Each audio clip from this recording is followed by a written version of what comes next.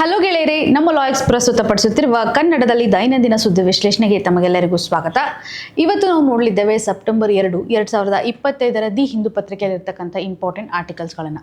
So ಇವತ್ತಿನ ಒಂದು ಚರ್ಚೆಗೆ ತೆಗೆದುಕೊಂಡಿರುವಂತಹ ಆರ್ಟಿಕಲ್ಸ್ಗಳು ಯಾವ ರೀತಿ ಆಗಿದೆ, ಇಂಟರ್ನ್ಯಾಷನಲ್ ರಿಲೇಷನ್ ಅಡಿನಲ್ಲಿ ನೋಡಿದಾಗ SCOಗೆ ಸಂಬಂಧಪಟ್ಟಂತಹ ಒಂದು ಅಪ್ಡೇಷನ್ಸ್, ಹೇಗೆ 3 ರಾಷ್ಟ್ರಗಳು ತಮ್ಮ ಒಂದು ಕನಸನ್ನು ವ್ಯಕ್ತಪಡಿಸ್ತಾ ಇದೆ. ಸೊ ಈ ಒಂದು ನಡಿನಲ್ಲಿ ಅಪ್ಡೇಷನ್ ಆಗಿ ನಾವು ಕೆಲವೊಂದಿಷ್ಟು ಡಿಕ್ಲರೇಷನ್ ರಿಲೇಟೆಡ್ ಇರತಕ್ಕಂತಹ ಇನ್ಫಾರ್ಮೇಷನ್ಸನ್ನು ಕನೆಕ್ಟ್ ಮಾಡಬೇಕಾಗುತ್ತೆ. ಇದರೊಂದಿಗೆ RTI ಆ್ಯಕ್ಟ್ಗೆ ಸಂಬಂಧಪಟ್ಟಂತೆಯೂ ಸಹ ಒಂದು ಕನಸನ್ನು ನಾವಿಲ್ಲಿ ಕಾಣ್ತಾ ಇದ್ದೀವಿ. ಸೊ ಇದರೊಂದಿಗೆ ನಾವು ನೋಡೋದಾದರೆ ಇವಾಗ ರಿಸರ್ವೇಷನ್ ರಿಲೇಟೆಡ್ ಇರುವಂತೆ ಹಾರಿಜಾಂಟಲ್ ರಿಸರ್ವೇಷನ್ಸನ್ನು ಫೋಕಸ್ ಮಾಡಬೇಕು ಅನ್ನುವಂಥದ್ದಾಗಿ ಒಂದು ಸ್ಟೇಟ್ನ ಇನಿಷಿಯೇಟಿವ್ಗೆ ಸಂಬಂಧಪಟ್ಟಂತೆಯೂ ಸಹ ನಾವಿಲ್ಲಿ ಕಾಣಬೇಕಾಗಿದೆ. ಸೊ ಸೈನ್ಸ್ ಆ್ಯಂಡ್ ಟೆಕ್ನಾಲಜಿ ನಡಿನಲ್ಲಿ ನೋಡುವಂಥದ್ದಾದರೆ ಅಮಿಬಾಯಿಕ್ ಡಿಸೀಸನ್ನು ನಾವು ಕೇರಳದಲ್ಲಿ ಆಗ್ತಾ ಇರೋದನ್ನು ಗಮನ ಹರಿಸ್ತಾ ಇದ್ವಿ. ಸೊ ಇವಾಗ ರೀಸೆಂಟಾಗಿ 2 ಡೆತ್ ಆಗಿರೋದನ್ನು ನಾವು ಗಮನ ಹರಿಸ್ತಾ ಇದ್ವಿ. ಹಾಗಾಗಿ ಅದಕ್ಕೆ ರಿಲೇಟೆಡ್ ಇರುವಂಥ ಒಂದು ಬ್ಯಾಕ್ಗ್ರೌಂಡ್ ಇನ್ಫಾರ್ಮೇಷನ್ಸನ್ನು ಸಹ ನಾವು ಕನೆಕ್ಟ್ ಮಾಡ್ಬೋದು. ನಾಯ್ಸ್ ಪೊಲ್ಯೂಷನ್ ಆಗಿರ್ಬೋದು. ಸೊ ನಾಯ್ಸ್ ಪೊಲ್ಯೂಷನ್ ರಿಲೇಟೆಡ್ ಇರುವಂತೆ ಅರ್ಬನ್ ಏರಿಯಾದಲ್ಲಿ ಎಷ್ಟು ಮಟ್ಟಿಗೆ ಇದು ಇಂಪ್ಯಾಕ್ಟನ್ನು ಕ್ರಿಯೇಟ್ ಮಾಡ್ತಾ ಇದೆ ಅನ್ನೋದ್ರ ಮೇಲೂ ಸಹ ನಾವು ಆರ್ಟಿಕಲನ್ನು ಗಮನ ಹರಿಸ್ತಾ ಇದ್ವಿ. ಸೊ ಇವತ್ತಿನ ಮೊದಲನೇ ಒಂದು ಆರ್ಟಿಕಲನ್ನು ಡೈರೆಕ್ಟಾಗಿ ನೋಡೋದಾದರೆ, ಸೊ ಇಲ್ಲಿ ಏನು ಹೇಳ್ತಾ ಇದೆ, SCOಗೆ ಸಂಬಂಧಪಟ್ಟಂಥ ಒಂದು ಕನಸನ್ನು ನಾವಿಲ್ಲಿ ಕಾಣ್ತಾ ಇದ್ವಿ. ಸೊ SCO ಇವಾಗ ಏನಿದೆ ಅಂತಂದರೆ ಒಂದು ಸ್ಟ್ರಾಂಗ್ಲಿ ಅದರಲ್ಲೂ ಈ ಒಂದು ಟೆರರಿಸಮ್ ಅಟ್ಯಾಕ್ಗೆ ಸಂಬಂಧಿಸಿದಂಥ ಒಂದು ಇನಿಷಿಯೇಟಿವನ್ನು ಇವರು ತೆಗೆದುಕೊಳ್ತಾ ಇದ್ದಾರೆ ಅಂತ ನಾವು ಗಮನ ಹರಿಸ್ಬೋದು. ಸೊ ಇಲ್ಲಿ ಎಲ್ಲ ಮೆಂಬರ್ಸ್ಗಳು ಸೇರಿ ಒಂದು ಡಿಕ್ಲರೇಷನನ್ನು ತೆಗೆದುಕೊಳ್ತಾ ಇದ್ದಾರೆ. ಸೊ ಇಲ್ಲಿ ಒಂದು ಕನ್ಸರ್ನ್ ಏನಿದೆ ಅಂತಂದರೆ, ನಮ್ಮ ಟ್ರಂಪ್ ಅವರು ತೆಗೆದುಕೊಂಡಿರುವಂತಹ ಒಂದು ಯೂನಿಲ್ಯಾಟ್ರಲ್ ಡಿಸಿಷನ್ ಏನಿದೆಯಲ್ಲ, ಯೂನಿಲ್ಯಾಟ್ರಲ್ ಕೊರೆಸಿವ್ ಮೇಜರ್ಸ್ ಅಂತ ಯಾವ ರೀತಿಯಾಗಿ ತೆಗೆದುಕೊಂಡಿದ್ದಾರೆ ಅದನ್ನು ಅಪೋಸ್ ಮಾಡೋದ್ರ ಮುಖಾಂತರ ಇಲ್ಲಿ ಎಲ್ಲ ಮೆಂಬರ್ಸ್ಗಳು, ಒಟ್ಟಾರೆಯಾಗಿ 10 ಮೆಂಬರ್ಸ್ಗಳಿದ್ದಾವೆ. ಸೊ ಎಲ್ಲ ಮೆಂಬರ್ಸ್ಗಳು ಸೇರಿ ಈ ಒಂದು ಒಪ್ಪಂದಕ್ಕೆ ಬರ್ತಾ ಇದೆ ಅನ್ನೋದ್ರ ಬಗ್ಗೆ ಈ ಆರ್ಟಿಕಲ್ ನಡಿಯಲ್ಲಿ ಗಮನ ಹರಿಸ್ತಾ ಇದ್ದಾರೆ. ಈ ಒಂದು ಶಾಂಘೈ ಕೋಆಪರೇಷನ್ನು ಫಸ್ಟ್ ಸ್ಟಾರ್ಟ್ ಆಗಿರೋದು ಒಂದು ರೀಜ್ನಲ್ ಸ್ಟೆಬಿಲಿಟಿಯನ್ನು ತರಲಿಕ್ಕೆ ಅನ್ನೋದಕ್ಕೋಸ್ಕರ. ಸೊ ಹಾಗೇನಿದು ಎಕ್ಸ್ಟೆನ್ಷನ್ ಆಗುತ್ತೆ ಅನ್ನೋದನ್ನು ನಾವು ಗಮನ ಹರಿಸ್ಬೋದು. ಹಾಗೇನಿದು ಕಲ್ಚರಲ್ ಆಸ್ಪೆಕ್ಟ್ ಆಗಿರ್ಬೋದು. ಸೊ ಪರ್ಟಿಕ್ಯುಲರ್ಲಿ ಇವಾಗ ಸೆಕ್ಯೂರಿಟಿಗೆ ಹೋಗ್ಬಿಟ್ಟು ನೆಕ್ಸ್ಟ್ ಬೇರೆ ಒಂದು ಎಕ್ಸ್ಟೆನ್ಷನನ್ನು, ಕನೆಕ್ಟಿವಿಟಿಯನ್ನು ಎನ್ಹ್ಯಾನ್ಸ್ ಮಾಡಲಿಕ್ಕೆ ಮುಂದಾಗಿರುವಂಥ ಒಂದು ಕೋಆಪರೇಷನ್ ಅನ್ನುವಂಥದ್ದಾಗಿ ಹೇಳ್ತಾ ಇದ್ವಿ. ಸೊ ಇವಾಗ ರೀಸೆಂಟಾಗಿ ಆಗಿರುವಂತಹ ಭಾರತದ ಕನ್ಸರ್ನ್, ಈ ಒಂದು ಪ್ಲ್ಯಾಟ್ಫಾರ್ಮ್ನಲ್ಲಿ ಭಾರತ ಪಹಲ್ಗಾಮ್ ಟೆರರಿಸ್ಟ್ ಅಟ್ಯಾಕ್ಗೆ ಸಂಬಂಧಪಟ್ಟಂಥ ಒಂದು ಕನ್ಸರ್ನನ್ನು ವ್ಯಕ್ತಪಡಿಸ್ತಾ ಇದೆ. ಈವನ್ ಪಾಕಿಸ್ತಾನದಲ್ಲಿ ಇರ್ತಕ್ಕಂಥ ಒಂದು ಜಾಫರ್ ಎಕ್ಸ್ಪ್ರೆಸ್ ಹಾಗೂ ಕುಜ್ದಾರ್ ಅಂತಕ್ಕಂಥ ಒಂದು ಏರಿಯಾಗೆ ಏನು ಅಟ್ಯಾಕ್ ಆಗಿತ್ತಲ್ಲ ಅದರ ಆಧಾರದ ಮೇಲೂ ಸಹ ತಮ್ಮ ಒಂದು ಕನಸನ್ನು ಪಾಕಿಸ್ತಾನ ಒಂದು ಈ ಪ್ಲ್ಯಾಟ್ಫಾರ್ಮ್ನ ಮುಖಾಂತರ ವ್ಯಕ್ತಪಡಿಸಿದೆ ಅನ್ನೋದ್ರ ಬಗ್ಗೆ ಹೇಳ್ಬೋದು. ಸೊ ನಾವಿಲ್ಲಿ ಗಮನ ಹರಿಸ್ತಾ ಇದ್ದೀವಿ. ಈ ಒಂದು ಪ್ಲ್ಯಾಟ್ಫಾರ್ಮ್ನ ಮುಖ್ಯ ಉದ್ದೇಶ ಅಂತಂದರೆ ಇವಾಗ ಕ್ರಾಸ್ ಬಾರ್ಡರ್ ರಿಲೇಟೆಡ್ ಇರ್ತಕ್ಕಂಥ ಒಂದು ಟೆರರಿಸ್ಟ್ ಮೂವ್ಮೆಂಟ್ಸ್ಗಳನ್ನು ತಡೆಗಟ್ಟಬೇಕು ಅನ್ನುವಂಥ ನಿಟ್ಟಿನಲ್ಲಿ ಒಂದು ಡಿಕ್ಲರೇಷನ್ ಮಾಡ್ತಾ ಇದೆ. ಸೊ ನಿಮಗೆ ಡೈರೆಕ್ಟಾಗಿ ಕೇಳ್ಬೋದು, ತಿಯಾನ್ಜಿನ್ ಡಿಕ್ಲರೇಷನ್ ಅಂದರೆ ಏನು, ಇದು ಎದಕ್ಕೆ ಸಂಬಂಧಪಟ್ಟಿದೆ ಅನ್ನೋದು ನಿಮಗೆ ಕ್ಲಿಯರಾಗಿ ಗೊತ್ತಿರಬೇಕು. ಡೈರೆಕ್ಟಾಗಿ ನಿಮಗೆ ಈ ಡಿಕ್ಲರೇಷನ್ನ ನೇಮನ್ನು ಮೆನ್ಷನ್ ಮಾಡ್ಬೋದು, ಇದು ಯಾವುದಕ್ಕೆ ಸಂಬಂಧಪಟ್ಟಿದೆ ಅಂತ ಡೈರೆಕ್ಟಾಗಿ ಪ್ರಿಲಿಮ್ಸಲ್ಲಿ ಕ್ವಶನ್ಸನ್ನು ಫ್ರೇಮ್ ಮಾಡುವಂಥ ಸಾಧ್ಯತೆ ಇರುತ್ತೆ. ಸೊ ಇವಾಗ ಕ್ರಾಸ್ ಬಾರ್ಡರ್ ಮೂವ್ಮೆಂಟ್ಸನ್ನು ಇವರು ತಡೆಗಟ್ಟಬೇಕು ಅನ್ನುವಂಥದ್ದಾಗಿ ಡಿಕ್ಲರೇಷನನ್ನು ಮಾಡ್ತಾ ಇದ್ದಾರೆ. ಹಾಗೂ ಪರ್ಟಿಕ್ಯುಲರ್ಲಿ ಇದನ್ನು ಎಲ್ಲ ಮೆಂಬರ್ಸ್ಗಳು ಸಹ ಎಕ್ಸೆಪ್ಟ್ ಮಾಡ್ಕೊಂಡಿದ್ದಾರೆ. ಸೊ ಇದು ಯಾವುದ್ರ ಬಗ್ಗೆ ಹೋರಾಡ್ತಾ ಇದೆ, ಒಂದು ಟೆರರಿಸಮ್ ಆಸ್ಪೆಕ್ಟ್ನ ಆಧಾರದ ಮೇಲೆ ಹೋರಾಡುತ್ತೆ. ಸಪ್ರೇಟಿಸಮ್ ಆಗಿರ್ಬೋದು, ಎಕ್ಸ್ಟ್ರೀಮಿಸಮ್, ಈ ಒಂದು ಕಂಟೆಕ್ಸ್ನ ಆಧಾರದ ಮೇಲೆ ಇದು ಫೈಟನ್ನು ಮಾಡುತ್ತೆ ಅನ್ನೋದ್ರ ಬಗ್ಗೆ ನಾವು ಗಮನ ಹರಿಸ್ಬೋದು. ಸೊ ಇವಾಗ ಪರ್ಟಿಕ್ಯುಲರ್ಲಿ ಟೆರರಿಸ್ಟ್ ಗ್ರೂಪ್ಗೆ ಸಂಬಂಧಪಟ್ಟಂತೆ ಒಂದು ಕಂಟೆಕ್ಸ್ಟನ್ನು ಇವರು ಎಕ್ಸ್ಪ್ರೆಸ್ ಮಾಡ್ತಾ ಇದ್ದಾರೆ. ಮರ್ಸಿ ಅಂತಕ್ಕಂಥ ಒಂದು ಕಂಡೀಷನನ್ನು ನಾವಿಲ್ಲಿ ಕ್ರಿಯೇಟ್ ಮಾಡಬಾರ್ದು ಅನ್ನುವಂಥದ್ದಾಗಿ ನೋಡ್ಬೋದು. ಸೊ ಪರ್ಟಿಕ್ಯುಲರ್ಲಿ ಟೆರರಿಸ್ಟನ್ನು ನಾವು ಹೋಗ್ಲಾಡಿಸ್ಬೇಕು, ಟೆರರಿಸ್ಟ್ ಪದ್ಧತಿಯನ್ನು ಹೋಗ್ಲಾಡಿಸ್ಬೇಕು ಅನ್ನುವಂಥ ನಿಟ್ಟಿನಲ್ಲಿ ಫೈಟ್ ಮಾಡ್ತಾ ಇದೆ ಅನ್ನುವಂಥ ಒಂದು ಆಸ್ಪೆಕ್ಟನ್ನು ನಾವಿಲ್ಲಿ ಗಮನ ಹರಿಸ್ಬೋದು. ಸೊ ಇಲ್ಲಿ ನೀವು ನೋಡ್ಬೋದು, ನಮ್ಮ ಮೋದಿಜಿಯವರು ಎಕ್ಸ್ಪ್ರೆಸ್ ಮಾಡುವಂಥ ಒಂದು ಕಂಟೆಕ್ಸ್ಟ್ ಯಾವ ರೀತಿಯಾಗಿದೆ. ಮೋದಿಜಿಯವರು ಇವತ್ತು ಓಪನ್ ಸಪೋರ್ಟನ್ನು ಕೊಡ್ತಾ ಇದ್ದಾರೆ ಟೆರರಿಸಮ್ಗೆ ಸಂಬಂಧಪಟ್ಟಂತೆ ಏನು ಇಶ್ಯೂಸ್ಗಳಿದ್ದಾವಲ್ಲ, ಸೊ ಇವುಗಳಿಗೆ ಸಂಬಂಧಿಸಿದಂತೆ ಆಲ್ ಫಾರ್ಮ್ಸ್ ಆಗಿರ್ಬೋದು, ಟೆರರಿಸಮ್ ಆ್ಯಕ್ಟಿವಿಟೀಸ್ಗೆ ಸಂಬಂಧಿಸಿದಂತೆ ಎಲ್ಲವನ್ನು ಹೋಗ್ಲಾಡಿಸ್ಬೇಕು ಅನ್ನುವಂಥ ನಿಟ್ಟಿನಲ್ಲಿ ಸೊ ಒಂದು ಎಕ್ಸ್ಪ್ರೆಷನನ್ನು ಮಾಡ್ತಾ ಇದ್ದಾರೆ. ಈವನ್ ಚೈನಾದ ಪ್ರೆಸಿಡೆಂಟ್ ಆಗಿರುವಂತಹ ಕ್ಸಿ ಜಿನ್ಪಿಂಗ್, ಸೊ ಇವರೇನು ಹೇಳ್ತಾ ಇದ್ದಾರೆ, ಸೊ ಬುಲ್ಲಿಂಗ್ ಬಿಹೇವಿಯರ್ ಅನ್ನುವಂಥದ್ದಾಗಿ ಸಹ ಕ್ರಿಟಿಸಿಸಮನ್ನು ಮಾಡ್ತಾ ಇದ್ದಾರೆ. ಈವನ್ ಇವರು ಕೋಲ್ಡ್ ವಾರ್ ಮೆಂಟ್ಯಾಲಿಟಿಗೆ ಸಂಬಂಧಪಟ್ಟಂಥ ಒಂದು ಅಪೋಸಿಷನ್ ಸಹ ವ್ಯಕ್ತಪಡಿಸ್ತಾ ಇದ್ದಾರೆ. ಸೊ ಇವಾಗ ನಾವು ಎಲ್ಲದರಲ್ಲೂ ಒಂದು ಫೇರ್ನೆಸ್ಸನ್ನು, ಜಸ್ಟಿಸನ್ನು ತರಬೇಕು ಅನ್ನುವಂಥದ್ದಾಗಿ ಇವರ ಒಂದು ಒಪಿನಿಯನ್ ಅಂತ ಹೇಳಬಹುದು. ಸೊ ಇವಾಗ ವಾಲ್ಡಿಮಿರ್ ಪುಟಿನ್ ಅವ್ರಿಗೆ ಸಂಬಂಧಿಸಿದಂಥ ನಾವು ನೋಡೋದಾದರೆ, ಇವರು ಏನು ಹೇಳ್ತಾ ಇದ್ದಾರೆ ಅಂತಂದರೆ, ಪರ್ಟಿಕ್ಯುಲರ್ಲಿ ಒಂದು ಬಯೋಲ್ಯಾಟ್ರಲ್ ಒಪ್ಪಂದವನ್ನು ನಾವು ಇಲ್ಲಿ ಗಮನ ಹರಿಸಿದಾಗ, ಸೊ ಇಲ್ಲಿ ಒಂದು ಮೇಜರ್ ಕನ್ಸರ್ನ್ ಏನಿದೆ ಅಂತಂದರೆ ಉಕ್ರೈನ್ಗೆ ಸಂಬಂಧಿಸಿದಂಥ ಒಂದು ಸೀಸ್ ಫೈರ್ ಅಗ್ರಿಮೆಂಟನ್ನು ಮಾಡಬೇಕು ಅನ್ನುವಂಥದ್ದಾಗಿ ಸೊ ಇಲ್ಲಿ ನೀವು ಗಮನ ಹರಿಸ್ಬೋದು. ಸೊ ಬಯೋಲ್ಯಾಟ್ರಲ್ ಕೋಆಪರೇಷನನ್ನು ಎನ್ಹ್ಯಾನ್ಸ್ ಮಾಡಬೇಕು ಹಾಗೂ ಉಕ್ರೈನ್ ರಿಲೇಟೆಡ್ ಇರ್ತಕ್ಕಂಥ ಒಂದು ಕನ್ಸರ್ನನ್ನು ಸಹ ನಾವಿಲ್ಲಿ ಗಮನ ಹರಿಸ್ತಾ ಇದ್ವಿ. ಸೊ ಇಲ್ಲಿ 3 ದೇಶಗಳ ಮಧ್ಯೆ ನಡೀತಾ ಇರುವಂಥ ಒಂದು ಆಸ್ಪೆಕ್ಟನ್ನು ಅಪ್ಡೇಷನ್ ಆಗಿ ನಾವು ತೆಗೆದುಕೊಳ್ಬಹುದು. ಸೊ ಇಲ್ಲಿರುವಂಥ ಒಂದು ಡಿಕ್ಲರೇಷನ್, ಸೊ ಒಂದು ಟೆರರಿಸಮ್ಗೆ ಸಂಬಂಧಪಟ್ಟಂಥ ಡಿಕ್ಲರೇಷನ್ಗೆ ಬಂದಿದ್ದಾರೆ. ಎಲ್ಲ ಫಾರ್ಮನ್ನು ಇಲ್ಲಿ ರಿಮೂವ್ ಮಾಡಬೇಕು ಅಂತ. ಇನ್ನು ಮುಂದಿನ ಹಂತದಲ್ಲಿ ನೋಡೋದಾದರೆ ಉತ್ತರಾಖಂಡ್ ಸಂಬಂಧಪಟ್ಟಂತೆ ಇವಾಗ ಅಗ್ನಿವೀರ್ ಅನ್ನುವಂಥ ಒಂದು ಯೋಜನೆ ಇದೆ. ಸೊ ಈ ಒಂದು ಅಗ್ನಿವೀರ್ ಯೋಜನೆಯನ್ನು ನೋಡಿದಾಗ 10% ಜಾಬ್ ಕೋಟಾವನ್ನು ಪ್ರೊವೈಡ್ ಮಾಡಬೇಕು ಅನ್ನುವಂಥದ್ದಾಗಿ ರೂಲ್ಸನ್ನು ತರ್ತಾ ಇದೆ.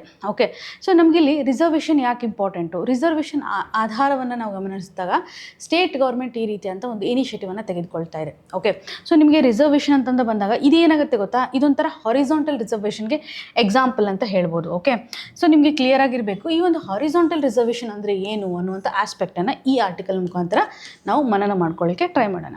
ಸೊ ರಿಸರ್ವೇಷನ್ ಅಂತ ಬಂದಾಗ ಓಕೆ, ನಮ್ಮ ಒಂದು ರಿಸರ್ವೇಷನ್ ಸಿಸ್ಟಮನ್ನು ನೋಡಿದಾಗ ಇಲ್ಲಿ ಯಾವ ರೀತಿಯಾಗಿ ಕ್ಯಾಟಗರೈಸೇಷನ್ ಮಾಡಿದ್ದಾರೆ, SCs ಆಗಿರ್ಬೋದು, ಶೆಡ್ಯೂಲ್ ಟ್ರೈಬ್ಸ್ ಅಂತ ಹೇಳ್ತೀವಿ, OBC ಇದೆ, EWS ಕ್ಯಾಟಗರೀಸ್ ಇದೆ ಅಲ್ವಾ. ಸೊ ಈ ರೀತಿಯಾಗಿ ನಾವು ರಿಸರ್ವೇಷನನ್ನು ಬದಲಾವಣೆ ಮಾಡ್ತೀವಿ, ರೈಟ್. ಸೊ ಈ ಒಂದು ರಿಸರ್ವೇಷನ್ ಕೊಡುವಂಥ ಸಂದರ್ಭದಲ್ಲಿ ಎಷ್ಟಿದೆ, 15% ಕೊಡ್ತಾ ಇದ್ದೀವಿ. ಸೊ ಇನ್ನು STs ಅಂತ ಬಂದಾಗ 7.5% ಇರೋದನ್ನು ನಾವಿಲ್ಲಿ ಗಮನಿಸ್ತೀವಿ. ಸೊ OBC ಅಂತ ಬಂದಾಗ 27% ರಿಸರ್ವೇಷನ್ ಇದೆ. ಸೊ EWS 10% ರಿಸರ್ವೇಷನ್ ಇದೆ. ಓಕೆ, ಸೊ ಈ ಒಂದು ರಿಸರ್ವೇಷನ್ ಏನು ಕೊಡ್ತಾ ಇದ್ದೀವಲ್ಲ ನಾವು, ಇದನ್ನು ನಾವು ವರ್ಟಿಕಲ್ ಸಿಸ್ಟಮ್ ಅಂತ ಕರಿತೀವಿ. Okay, so vertical kind of reservation ಅಂತ ನಾವು ಕರಿಬಹುದು. ಸೊ ಇಲ್ಲಿ ವರ್ಟಿಕಲ್ ಲೆವೆಲಲ್ಲಿ ಒಂದು ರಿಸರ್ವೇಷನನ್ನು ಪ್ರೈಮರಿ ಹಂತದಲ್ಲಿ ಕೊಡ್ತಾ ಇದ್ದೀವಿ. So talking about horizontal reservation. So horizontal reservation ಅಂತಂದರೆ ಇಲ್ಲಿ ಏನು ಮಾಡ್ತಾರೆ, ಫಾರ್ ಎಕ್ಸಾಂಪಲ್ ನೀವು ನೋಡಿರ್ತೀರ, ಕರ್ನಾಟಕದೇ ನೀವು ಎಕ್ಸಾಂಪಲ್ ತೆಗೆದುಕೊಳ್ಳೋದಾದರೆ 33% ರಿಸರ್ವೇಷನ್ ಫಾರ್ ವುಮನ್ ಅಂತ ಕೊಟ್ಟಿದ್ದಾರಲ್ವ. ಸೊ ವುಮನ್ಗೆ ಇರುವಂಥ ಈ ಒಂದು ರಿಸರ್ವೇಷನ್ಸನ್ನು ನೋಡ್ತಾ ಇದ್ದೀರ, 33% ರಿಸರ್ವೇಷನನ್ನು ಮಹಿಳೆಯರಿಗೆ ಕೊಡ್ತಾ ಇದ್ದಾರೆ.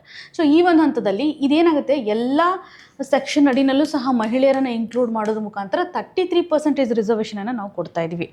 ಸೊ ಇಲ್ಲಿ ವುಮೆನ್ಗೆ ಕೊಟ್ಟಿರುವಂಥ ಒಂದು ರಿಸರ್ವೇಷನ್ ನೋಡಿದಾಗ ಈ ವರ್ಟಿಕಲ್ ರಿಸರ್ವೇಷನ್ ಅಡಿನಲ್ಲಿ ಎಡಿಷ್ನಲ್ ಆಗಿ ಅವರನ್ನು ಇನ್ಕ್ಲೂಡ್ ಮಾಡ್ತಾ ಇದ್ವಿ. 33% ಆಲ್ ಕ್ಯಾಟಗರೀಸ್ ನಡಿನಲ್ಲೂ ಸಹ ಮಹಿಳೆಯರನ್ನು ಕಂಪ್ಯಾರಿಸನ್ ಮಾಡ್ತಾ 33% ಇನ್ಕ್ಲೂಡ್ ಮಾಡ್ತಾ ಇರೋದನ್ನು ನಾವು ಗಮನಿಸ್ತಾ ಇದ್ವಿ. ಸೊ ಕೇವಲ ಮಹಿಳೆಯರಂತ ಅಷ್ಟೇ ಅಲ್ಲ, ಫಾರ್ ಎಕ್ಸಾಂಪಲ್ ಇವಾಗ ಡಿಸೇಬಲ್ ಪರ್ಸನ್ ಇರ್ತಾರೆ, ಓಕೆ, ಅಂಗವಿಕಲರ್ ಅಂತ ಏನಿರ್ತಾರೆ, ಸ್ಪೆಷಲಿ ಏಬಲ್ಡ್ ಅಂತ ಹೇಳ್ಬೋದಲ್ವಾ.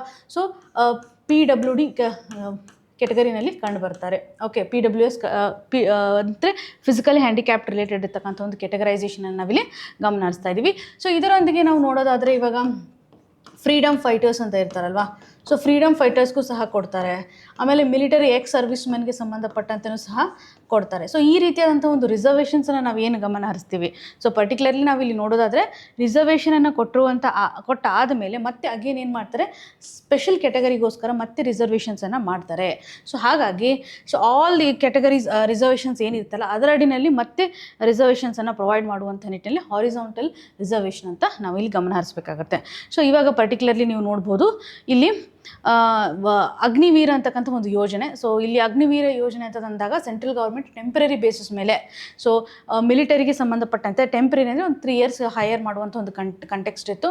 ಸೊ ಸರಿಸುಮಾರು ಇವಾಗ 17 ಏಜ್ ಆ್ಯಂಡ್ 22 ಏಜ್ 22 ಏಜ್ ನಾನು ಸಹ ಇರ್ತಕ್ಕಂಥವ್ರಿಗೆ ಒಂದು ಜಾಬ್ ಅಪಾರ್ಚುನಿಟಿಯನ್ನು ಕ್ರಿಯೇಟ್ ಮಾಡಬೇಕು ಅನ್ನುವಂಥ ನಿಟ್ಟಿನಲ್ಲಿ ಸರ್ಕಾರ ಈ ಒಂದು ಯೋಜನೆಯನ್ನು ಜಾರಿಗೆ ತಂದಿರುವಂಥದ್ದು. ಸೊ ಇಲ್ಲಿ ಯಾರು ಚೆನ್ನಾಗಿ ಪರ್ಫಾರ್ಮ್ ಮಾಡ್ತಾರೆ ಅದರಲ್ಲಿ 25% ಜನರನ್ನು 25% ಅಗ್ನಿವೀರರನ್ನು ಮತ್ತೆ ಒಂದು ಮಿಲಿಟರಿ ಸೆಕ್ಟರ್ನಲ್ಲಿ ಡಿಪ್ಲಾಯ್ ಮಾಡ್ಕೊಳ್ತಾ ಇರೋದನ್ನು ನಾವು ಗಮನ ಹರಿಸ್ತಾ ಇದ್ವಿ. ಸೊ ಈ ಒಂದು ಹಂತದಲ್ಲಿ ನಾವು ನೋಡಿದಾಗ ಹಾರಿಜಾಂಟಲ್ ರಿಸರ್ವೇಷನ್ಗೆ ಸಂಬಂಧಪಟ್ಟಂತೆ ನಾವು ಎಂಫೋಸಿಸ್ ಮಾಡ್ತಾ ಇರೋದನ್ನು ಗಮನ ಹರಿಸ್ತಾ ಇದ್ದೀವಿ. ಸೊ ಇಲ್ಲಿ ಪರ್ಟಿಕ್ಯುಲರ್ಲಿ ನೀವು ಗಮನ ಹರಿಸ್ಬೋದು. ಸೊ ಇದರಿಂದ ಏನು ಹೆಲ್ಪ್ ಆಗುತ್ತೆ ಅಂದರೆ ಫಿಸಿಕಲಿ ಒಂದು ಈ ಒಂದು ಯೋಜನೆ ಅಡಿಯಲ್ಲಿ ಏನು ಮಾಡ್ತಾ ಇದ್ದಾರೆ ಅಂತಂದರೆ ಫಿಸಿಕಲ್ ಎಫಿಷಿಯನ್ಸಿ ಟೆಸ್ಟ್ಗೆ ಸಂಬಂಧಪಟ್ಟಂಥ ಒಂದು ಎಕ್ಸಾಮ್ಷನನ್ನು ಕೊಡ್ತಾ ಇದ್ದಾರೆ, ರಿಲ್ಯಾಕ್ಸೇಷನನ್ನು ಕೊಡ್ತಾ ಇದ್ದಾರೆ. ನೀವು ಇಲ್ಲಿ ಅರ್ಥ ಮಾಡ್ಕೋಬೋದು ಅಂತಂದರೆ ಈ ಒಂದು ರಿಸರ್ವೇಷನ್ ಪಾಲಿಸಿ ಯಾಕೆ ತರ್ತಾರೆ ಅಂತಂದರೆ ಒಂದು ವಲ್ನರಬಲ್ ಸೆಕ್ಷನನ್ನು ಫೋಕಸ್ ಮಾಡುವಂಥದ್ದಾಗಲಿ, ಸೊ ಅವರೂ ಸಹ ಈ ಒಂದು ಎಜುಕೇಷನ್ ಆಗಿರ್ಬೋದು ಅಥವಾ ಈ ಒಂದು ಎಂಪ್ಲಾಯ್ಮೆಂಟ್ಗೆ ಸಂಬಂಧಪಟ್ಟಂಥ ಅಪಾರ್ಚುನಿಟಿಯನ್ನು ತೆಗೆದುಕೊಳ್ಳಿಕ್ಕೆ ಸಾಧ್ಯತೆ ಇದೆ ಅಂತ ನಾವು ಗಮನ ಹರಿಸ್ಬೋದು.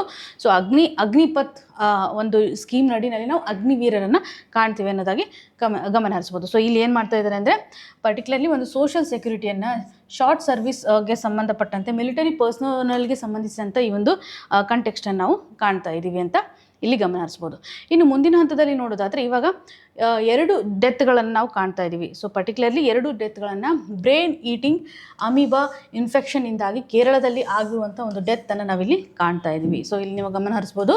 ಸೊ ಪರ್ಟಿಕ್ಯುಲರ್ಲಿ ಇಲ್ಲಿ ನಾವು ನೋಡೋದಾದರೆ ಅಮೀಬಾಯಿಕ್ ಮೆನಿಂಜೋ ಎನ್ಸೆಫಾಲಿಟಿಸ್ ಅಂತ ಕರಿತೀವಿ. ಸೊ ಅಮೀಬಾಯಿಕ್ ಇದು ಇಂಪಾರ್ಟೆಂಟ್ ನಿಮಗೆ, ಇದನ್ನು brain okay, brain eating amoeba ಅಂತಲೂ ಸಹ ಇದನ್ನ ಕರೀಲಾಗುತ್ತೆ. ಸೊ ಇಲ್ಲಿ ಅಮೀಬಾಯಿಕ್ ಮೆನಿಂಜೋ ಎನ್ಸೆಫಲೈಟಿಸ್ ಅಂತ ಅಂದರೆ ಇದು ಬ್ರೈನ್ಗೆ ಇಂಪ್ಯಾಕ್ಟನ್ನು ಕ್ರಿಯೇಟ್ ಮಾಡ್ತಾ ಇದೆ. ಸೊ ಬ್ರೈನ್ ಫಂಕ್ಷನ್ ಮಾಡೋದನ್ನು ಇದು ಹಾರ್ಮ್ ಮಾಡುತ್ತೆ ಅಂತ ಗಮನಿಸ್ಬೋದು. ರೀಸೆಂಟಾಗಿ ನಾವು ಇದ್ರ ಬಗ್ಗೆ ನೋಡಿದಾಗ ಸೊ ಇಲ್ಲಿ ಗೌರ್ಮೆಂಟ್ ಅದರಲ್ಲೂ ಇವಾಗ ಕೋಝಿಕೋಡ್ ಡಿಸ್ಟಿಕ್ ನಡಿನಲ್ಲಿ ಡಿಕ್ಲರೇಷನನ್ನು ಮಾಡ್ತಾ ಇದ್ದಾರೆ. ಸೊ ಇದು ಯಾವ ರೀತಿಯಾಗಿ ಹರಡುತ್ತೆ ಅಂತಂದರೆ ಜನರಲಿ ಯಾವುದೇ ಒಂದು ವಾಟರ್ ಬಾಡಿನ ನಾವು ತೆಗೆದುಕೊಂಡಿರ್ತಕ್ಕಂಥ ಸಂದರ್ಭದಲ್ಲಿ ಸರಿಯಾಗಿ ಒಂದು ಕ್ಲೋರಿನೇಷನ್ ಮಾಡಿರೋಂಗಿಲ್ಲ, ಕ್ಲೋರಿನೇಟೆಡ್ ಇರದೇ ಇರ್ತಕ್ಕಂಥ ವಾಟರ್ಸ್ಗಳಿರುತ್ತೆ. So even it is fresh water lake ಅಲ್ಲೆಲ್ಲನೂ ಸಹ ಸರ್ವೈವ್ ಆಗುವಂಥ ಒಂದು ಕೆಪಾಸಿಟಿಯನ್ನು ಈ ಒಂದು ಅಮೀಬಾ ಹೊಂದಿರುತ್ತೆ ಅಂತ ಹೇಳ್ಬೋದು. ಸೊ ಈ ಒಂದು ಅಮೀಬಾವನ್ನು ನಾವು ತೆಗೆದುಕೊಂಡಾಗ ಇದು ಸೂಡೋಪೋಡಿಯಾ ಒಂದು ಕ್ಲಾಸ್ ನಡಿಯಲ್ಲಿ ಬಿಲಾಂಗ್ ಆಗೋದನ್ನು ಗಮನಿಸ್ತಾ ಇದ್ವಿ. ಸೊ ಇದು ತನ್ನ ಒಂದು ಶೇಪನ್ನು ಬದಲಾವಣೆ ಆಗುತ್ತೆ. ಸೊ ಅಮೀಬಾಗೆ ಸಂಬಂಧಪಟ್ಟಂಥ ಒಂದು ಇನ್ಫೆಕ್ಷನ್ ಇವಾಗ ಆಗ್ತಾ ಇರೋದನ್ನು ನಾವಿಲ್ಲಿ ಗಮನ ಹರಿಸ್ತಾ ಇದ್ವಿ. ಸೊ ಇಲ್ಲಿ ನೀವು ನೋಡ್ಬೋದು ಇದರ ಒಂದು ಡೆತ್ ರೇಟ್ ಎಷ್ಟಿದೆ ಅಂದರೆ 2 ರೀತಿಯಂಥ ಟೈಪ್ಸ್ ಇದೆ ಇದರಲ್ಲಿ. ಸೊ ಒಂದು 95%, ಇನ್ನು 100% ಡೆತ್ ರೇಟನ್ನು ಇದು ತೋರಿಸುತ್ತೆ. ಸೊ ಒಂದು ಸರ್ತಿ ಇನ್ಫೆಕ್ಷನ್ ಆದರೆ ಡೆತ್ ಆಗೋದು 100% ಅನ್ನೋದನ್ನು ನಾವಿಲ್ಲಿ ಗಮನ ಹರಿಸ್ಬೋದು. ಸೊ ಕ್ಯೂರೇಟಿವ್ ಕಂಡೀಷನ್ ಅಂತಂದರೆ ನಾವು ಇದನ್ನ ಯಾವ ರೀತಿ ಕ್ಯೂರೇಟಿವ್ ಆಗಿ ನೋಡಬೇಕಂದ್ರೆ ಫಾರ್ ಎಕ್ಸಾಂಪಲ್ ಇವಾಗ ಪ್ರಿವೆಂಟರಿ ಮೇಜರ್ಸ್ ಅಂತಂದರೆ ಕ್ಲೋರಿನೇಷನನ್ನು ಮಾಡುವಂಥದ್ದಾಗಲಿ ಈ ರೀತಿಯಾದಂಥ ಮೇಜರ್ಸ್ಗಳನ್ನು ತೆಗೆದುಕೊಳ್ಬೇಕು. ಸೊ ಪರ್ಟಿಕ್ಯುಲರ್ಲಿ ಇದಕ್ಕೆ ಸಂಬಂಧಪಟ್ಟಂತೆ ಡಿಸೀಸ್ ಆದಮೇಲೆ ನಾವು ಯಾವ ರೀತಿಯಾಗಿ ಟ್ರೀಟ್ ಮಾಡ್ತೀವಿ ಅಂದರೆ ಸರಿಯಾದಂಥ ಒಂದು ಟ್ರೀಟ್ಮೆಂಟ್ ಇಲ್ಲಿ ಕಾಣ್ತಿಲ್ಲ. ಸೊ ಹಾಗಾಗಿ ಇದನ್ನು ನಾವು ಪ್ರಿಕಾಷನರಿಯಾಗಿ ಕನ್ಸಿಡರ್ ಮಾಡಬೇಕು ಅನ್ನೋದಾಗಿ ಗಮನ ಹರಿಸ್ಬೇಕು. ಸೊ ಇಲ್ಲಿ 2 ರೀತಿಯಾದಂತಹ ವೇರಿಯಂಟ್ಸ್ಗಳಿದ್ದಾವೆ. ಸೊ ಇದು ಇಂಪಾರ್ಟೆಂಟ್, ನಿಮಗೆ 2 ರೀತಿಯಾದಂಥ ವೇರಿಯಂಟ್ಸ್ಗಳನ್ನು ನಾವಿಲ್ಲಿ ಗಮನ ಹರಿಸ್ತಾ ಇದ್ವಿ. ಸೊ ಒಂದು ಪ್ರೈಮರಿ ಅಮೀಬಿಕ್ ಮೆನಿಂಜೋ ಎನ್ಸೆಫಾಲಿಟಿಸ್ ಅಂತ ಕರಿತೀವಿ, ಇನ್ನೊಂದು ಗ್ರ್ಯಾನ್ಯುಲೋಮ್ಯಾಟಸ್ ಅಮೀಬಾಯಿಕ್ ಎನ್ಸೆಫಲೈಟಿಸ್ ಅಂತ ಕರಿತೀವಿ. ಸೊ ಇಲ್ಲಿ ಪರ್ಟಿಕ್ಯುಲರ್ಲಿ ನಾವು ನೋಡುವಂಥದ್ದಾದರೆ ಈ 2 ರೀತಿಯಾದಂತಹ ವೇರಿಯಂಟ್ನ ಮುಖಾಂತರ ಆಗುವಂಥ ಒಂದು ಡೆತ್ತನ್ನು ನೋಡ್ತೇವೆ. ಸೊ ಇದನ್ನು ಬ್ರೈನ್ ಈಟಿಂಗ್ ಅಮೀಬಾ ಅಂತ ಕರಿತೀವಿ. ಇದು ಹೇಗೆ ಇನ್ಹೇಲ್ನ ಮುಖಾಂತರ ಅಂದರೆ ನೇಸಲ್ನ ಒಂದು ಪ್ಯಾಸೇಜ್ನ ಮುಖಾಂತರ, ಸೊ ನಮ್ಮ ಒಂದು ಮೂಗಿನ ಮುಖಾಂತರ ಈ ಬಾಡಿನಲ್ಲಿ ಎಂಟ್ರ್ ಆಗ್ತಾ ಇರೋದನ್ನು ಇಲ್ಲಿ ಗಮನ ಹರಿಸ್ತಾ ಇದ್ದೀವಿ. ಸೊ ಪ್ರೈಮರಿಲಿ ನಾವು ನೋಡಿದಾಗ ಇಲ್ಲಿ 2 ರೀತಿಯಂಥ ಸೊ ಇನ್ಫೆಕ್ಷನ್ ಇವಾಗ 5 to 10 days ನಡಿಯಲ್ಲಿ ಅಪಿಯರ್ ಆಗೋದನ್ನು ನಾವಿಲ್ಲಿ ಗಮನಿಸ್ತೀವಿ. ಇದು ಸಿಂಪ್ಟಮ್ಸ್ನ ಆಧಾರದ ಮೇಲೆ ಜನರಲಿ ಕಂಟ್ಯಾಮಿನೇಟೆಡ್ ವಾಟರ್ನ ಮುಖಾಂತರ ಇದು ಸ್ಪ್ರೆಡ್ ಆಗುತ್ತೆ ಅಂತ. ಸೊ ಪ್ರೈಮರಿ ಅಮಿಬಿಕ್ ಮೆನೆಂಜೋ ಎನ್ಸೆಫಲೈಟಿಸ್ ಅಂತ ನಾವೇನು ಕರಿತೀವಿ, ಸೊ ಇದು ಕೇರಳದಲ್ಲಿ ಇವಾಗ ರಿಪೋರ್ಟ್ ಆಗಿರೋದನ್ನು ಇಲ್ಲಿ ಗಮನಿಸ್ತಾ ಇದ್ದೀವಿ. ಸೊ ಇದರ ಒಂದು ಡೆತ್ ರೇಟ್ ಏನಿದೆಯಲ್ಲ ಪರ್ಟಿಕ್ಯುಲರ್ಲಿ ಇದು ಒಂದು 95% ಇದೆ. ಸೊ ಇದರ ಒಂದು ಡೆತ್ ರೇಟು 100% ಇರೋದನ್ನು ನಾವು ಗಮನಿಸ್ತಾ ಇದ್ದೀವಿ. ಸೊ ಇಲ್ಲಿ ನಾವು ಅಬ್ಸರ್ವ್ ಮಾಡಬೇಕಾಗಿರುವಂಥ ಇನ್ನೊಂದು ಇಶ್ಯೂ ಏನಂತಂದರೆ ಇವಾಗ ಜನರಲಿ HIV ರಿಲೇಟೆಡ್ ಇರತಕ್ಕಂಥ ಪೇಷಂಟ್ಸು, ಏಡ್ಸ್ ರಿಲೇಟೆಡ್ ಇರತಕ್ಕಂಥ ಪೇಷಂಟ್ಸ್ ಇರ್ತಾರಲ್ಲ, ಸೊ ಆ ಒಂದು ಸಂದರ್ಭದಲ್ಲಿ ಈ ಒಂದು ಸೆಕೆಂಡ್ ವೇರಿಯಂಟ್ ಗ್ರ್ಯಾನ್ಯುಲೋಮ್ಯಾಟಸ್ ಅಮೀಬಾಯಿಕ್ ಎನ್ಸೆಫಲೈಟಿಸ್ ಇದು ಅಟ್ಯಾಕ್ ಆಗುವಂಥ ಒಂದು ಸಾಧ್ಯತೆ ಇರುತ್ತೆ. ಈವನ್ ಕೆಲವೊಂದಿಷ್ಟು ಸರ್ತಿ ಅವರು ಬ್ಲಡ್ ಟ್ರಾನ್ಸ್ಫ್ಯೂಷನನ್ನು ತೆಗೆದುಕೊಳ್ತಿರ್ತಾರಲ್ಲ ಅವ್ರಿಗೂ ಆಗುತ್ತೆ. ಅಂದರೆ ಇದು ಏನಾಗುತ್ತೆ ಅಂದರೆ ಪರ್ಟಿಕ್ಯುಲರ್ಲಿ ಇದು ಕಮ್ಯುನಿಕೇಬಲ್ ಡಿಸೀಸ್ ಆಗಲ್ಲ, ಓಕೆ, ಒಬ್ಬರಿಂದ ಒಬ್ರು ಹರಡಲ್ಲ, ಓಕೆ. ಸೊ ಬಟ್ ಇದು ಒಬ್ಬರಿಂದ ಒಬ್ರಿಗೆ ಹರಡ್ತಕ್ಕಂಥ ಒಂದು ಕಂಡೀಷನ್ನ ತೋರಿಸುತ್ತೆ. ಸೊ ಸೆಕೆಂಡ್ ವೇರಿಯಂಟ್ ಏನಿದೆಯಲ್ಲ ಇದು ಒಬ್ಬರಿಂದ ಒಬ್ರಿಗೆ ಹರಡ್ತಕ್ಕಂಥ ಒಂದು ಸ್ಥಿತಿಗತಿಯನ್ನು ತೋರಿಸುತ್ತೆ ಅಂತ ಹೇಳ್ಬೋದು.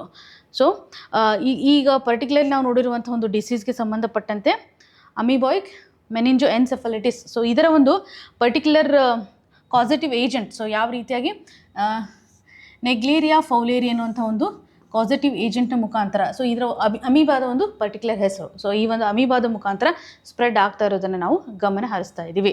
ಸೊ ಇದು ಪರ್ಟಿಕ್ಯುಲರ್ಲಿ ಅಕ್ಯಾಂಥೋ ಅಮೀಬಾ ಅಂತ ಏನಿದೆಯಲ್ಲ, ಸೊ ಈ ಅಕ್ಯಾಂಥೋ ಅಮೀಬಾದ ಮುಖಾಂತರ ನಾವು ನೋಡ್ತಾ ಇರುವಂಥದ್ದು ಸೆಕೆಂಡ್ ವೇರಿಯಂಟ್. ಸೊ ಈ ಅಕ್ಯಾಂಥೋ ಅಮೀಬಾದ ಮುಖಾಂತರ ಈ ಸೆಕೆಂಡ್ ಗ್ರ್ಯಾನ್ಯುಲೋಮ್ಯಾಟಸ್ ಅಮೀಬಾಯಿಕ್ ಎನ್ಸೆಫಲೈಟಿಸ್ ಆಗೋದನ್ನು ನಾವಿಲ್ಲಿ ಗಮನ ಹರಿಸ್ತಾ ಇದ್ದೀವಿ. ಓಕೆ, ಸೊ ಈ ಪರ್ಟಿಕ್ಯುಲರ್ಲಿ ನಾವು ನೋಡುವಂಥದ್ದಾದರೆ ಕ್ಲೋರಿನೇಷನನ್ನು ನಾವು ಹೆಚ್ಚು ಪ್ರಮೋಟ್ ಮಾಡಬೇಕು ಅನ್ನುವಂಥ ಒಂದು ಸೊಲ್ಯೂಷನ್ ಇದೆ. ಸೊ ಇದು ಯಾವ ರೀತಿಯಾಗಿ ಸ್ಪ್ರೆಡ್ ಆಗುತ್ತೆ ಅಂತ ನಾವು ಆಲ್ರೆಡಿ ನೋಡಿದ್ವಿ. ಡಯಾಗ್ನೋಸ್ ಮಾಡುವಂಥ ಸಂದರ್ಭದಲ್ಲಿ ಏನೇನು ಯೂಸ್ ಮಾಡ್ತಾರೆ, ಮೈಕ್ರೋಸ್ಕೋಪಿ, ಒಂದು ಪಾಲಿಮರೀಸ್ ಚೈನ್ ರಿಯಾಕ್ಷನ್ಸ್ ಇವುಗಳನ್ನೆಲ್ಲ ಯೂಸ್ ಮಾಡೋದ್ರ ಮುಖಾಂತರ ಈ ಒಂದು ಸ್ಪೀಷಸನ್ನು ಪತ್ತೆ ಮಾಡ್ತಾರೆ. ಸೊ ಬ್ರೈನಲ್ಲಿ ಏನಾದರೂ ಚೇಂಜ್ ಇರುತ್ತೆ ಅಂತ ಒಂದು CT ಸ್ಕ್ಯಾನ್ ಮಾಡೋದ್ರ ಮುಖಾಂತರ ಐಡೆಂಟಿಫಿಕೇಷನನ್ನು ಮಾಡ್ತಾರೆ. ಸೊ ಸರಿಯಾದಂಥ ಒಂದು ಟ್ರೀಟ್ಮೆಂಟನ್ನು ನಾವು ಇವಾಗ ಆಲ್ರೆಡಿ ಕಾಣ್ತಿಲ್ಲ. ಪ್ರಿವೆನ್ಷನ್ ಮಾಡೋದೇ ಇದಕ್ಕೆ ಬೆಸ್ಟ್ ಸೊಲ್ಯೂಷನ್ ಅಂತ ಹೇಳ್ಬೋದು. ಸೊ ಇಲ್ಲಿ ಟ್ರೀಟ್ಮೆಂಟ್ಗೆ ಸಂಬಂಧಪಟ್ಟಂಥ ಒಂದು ಗಮನವನ್ನು ಹರಿಸಿದಾಗ ನಾವು ಯಾವ ರೀತಿಯಾಗಿ ಮಾಡ್ತಾರೆ ಅಂದರೆ ಕಾಂಬಿನೇಷನ್ ಆಫ್ ಡ್ರಗ್ಸನ್ನು ಇಲ್ಲಿ ಪ್ರೊವೈಡ್ ಮಾಡ್ತಾರೆ. ಆ್ಯಂಟಿ ಫಂಗಲ್ ಡ್ರಗ್ಸ್ ಇದ್ದಾವೆ, ಆ್ಯಂಟಿ ಮೈಕ್ರೋಬಿಯಲ್ಸ್ ಡ್ರಗ್ಸ್ಗಳಿರೋದನ್ನು ನಾವು ಗಮನ ಹರಿಸ್ತಿದ್ವಿ. ಪರ್ಟಿಕ್ಯುಲರ್ ನಾವು ನೋಡಿದರೆ ಫ್ಲೂಕೊನಜೋಲ್ ಅನ್ನುವಂಥದ್ದಿದೆ. ಸೊ ಇದರೊಂದಿಗೆ ಪೆಂಟಾಮಿನಾಯ್ಡ್ ಇದೆ, ಓಕೆ, ಸಲ್ಫಾ ಡೈಝೈನ್ ಅಂದಿದೆ, ಅಜಿಥ್ರೋಮೈಸಿನ್ ಆಗಿರ್ಬೋದು, ರಾಮಾಪಿಸಿನ್ ಆಗಿರ್ಬೋದು. ಸೊ ಈ ರೀತಿಯಾದಂತಹ ಡ್ರಗ್ಸನ್ನು ಇವರು ಬಳಕೆ ಮಾಡೋದಾಗಿ ನಾವು ಗಮನ ಹರಿಸ್ತೀವಿ. ಕಾಂಬಿನೇಷನ್ ಮುಖಾಂತರ ಸೊ ಜಸ್ಟ್ ಕ್ಯೂರ್ ಆದಕ್ಕೋಸ್ಕರ ಇನ್ನು ಕೊಡ್ತಾರೆ ಅನ್ನೋದನ್ನು ಗಮನ ಹರಿಸ್ಬೋದು. ಸೇಫ್ ವಾಟರ್ ಪ್ರಾಕ್ಟೀಸ್ ಆಗಿರ್ಬೋದು ಮತ್ತು ಪ್ರೊಟೆಕ್ಟಿವ್ ಮೇಜರ್ಸ್ಗೆ ಸಂಬಂಧಪಟ್ಟಂತೆ ನಾವಿಲ್ಲಿ ಪ್ರಿಕಾಷನ್ಸನ್ನು ತೆಗೆದುಕೊಳ್ಬೇಕು ಅನ್ನೋಂಥದ್ದಾಗಿ ಗಮನ ಹರಿಸ್ತಾ ಇದ್ದೀವಿ. ಸೊ ಇನ್ನು ಮುಂದಿನ ಹಂತದಲ್ಲಿ ನೋಡೋದಾದರೆ large bench to rule if minority run schools are exempted from right to information act ಅನ್ನುವಂಥದ್ದಾಗಿ ಗಮನಿಸ್ತಾ ಇದ್ವಿ.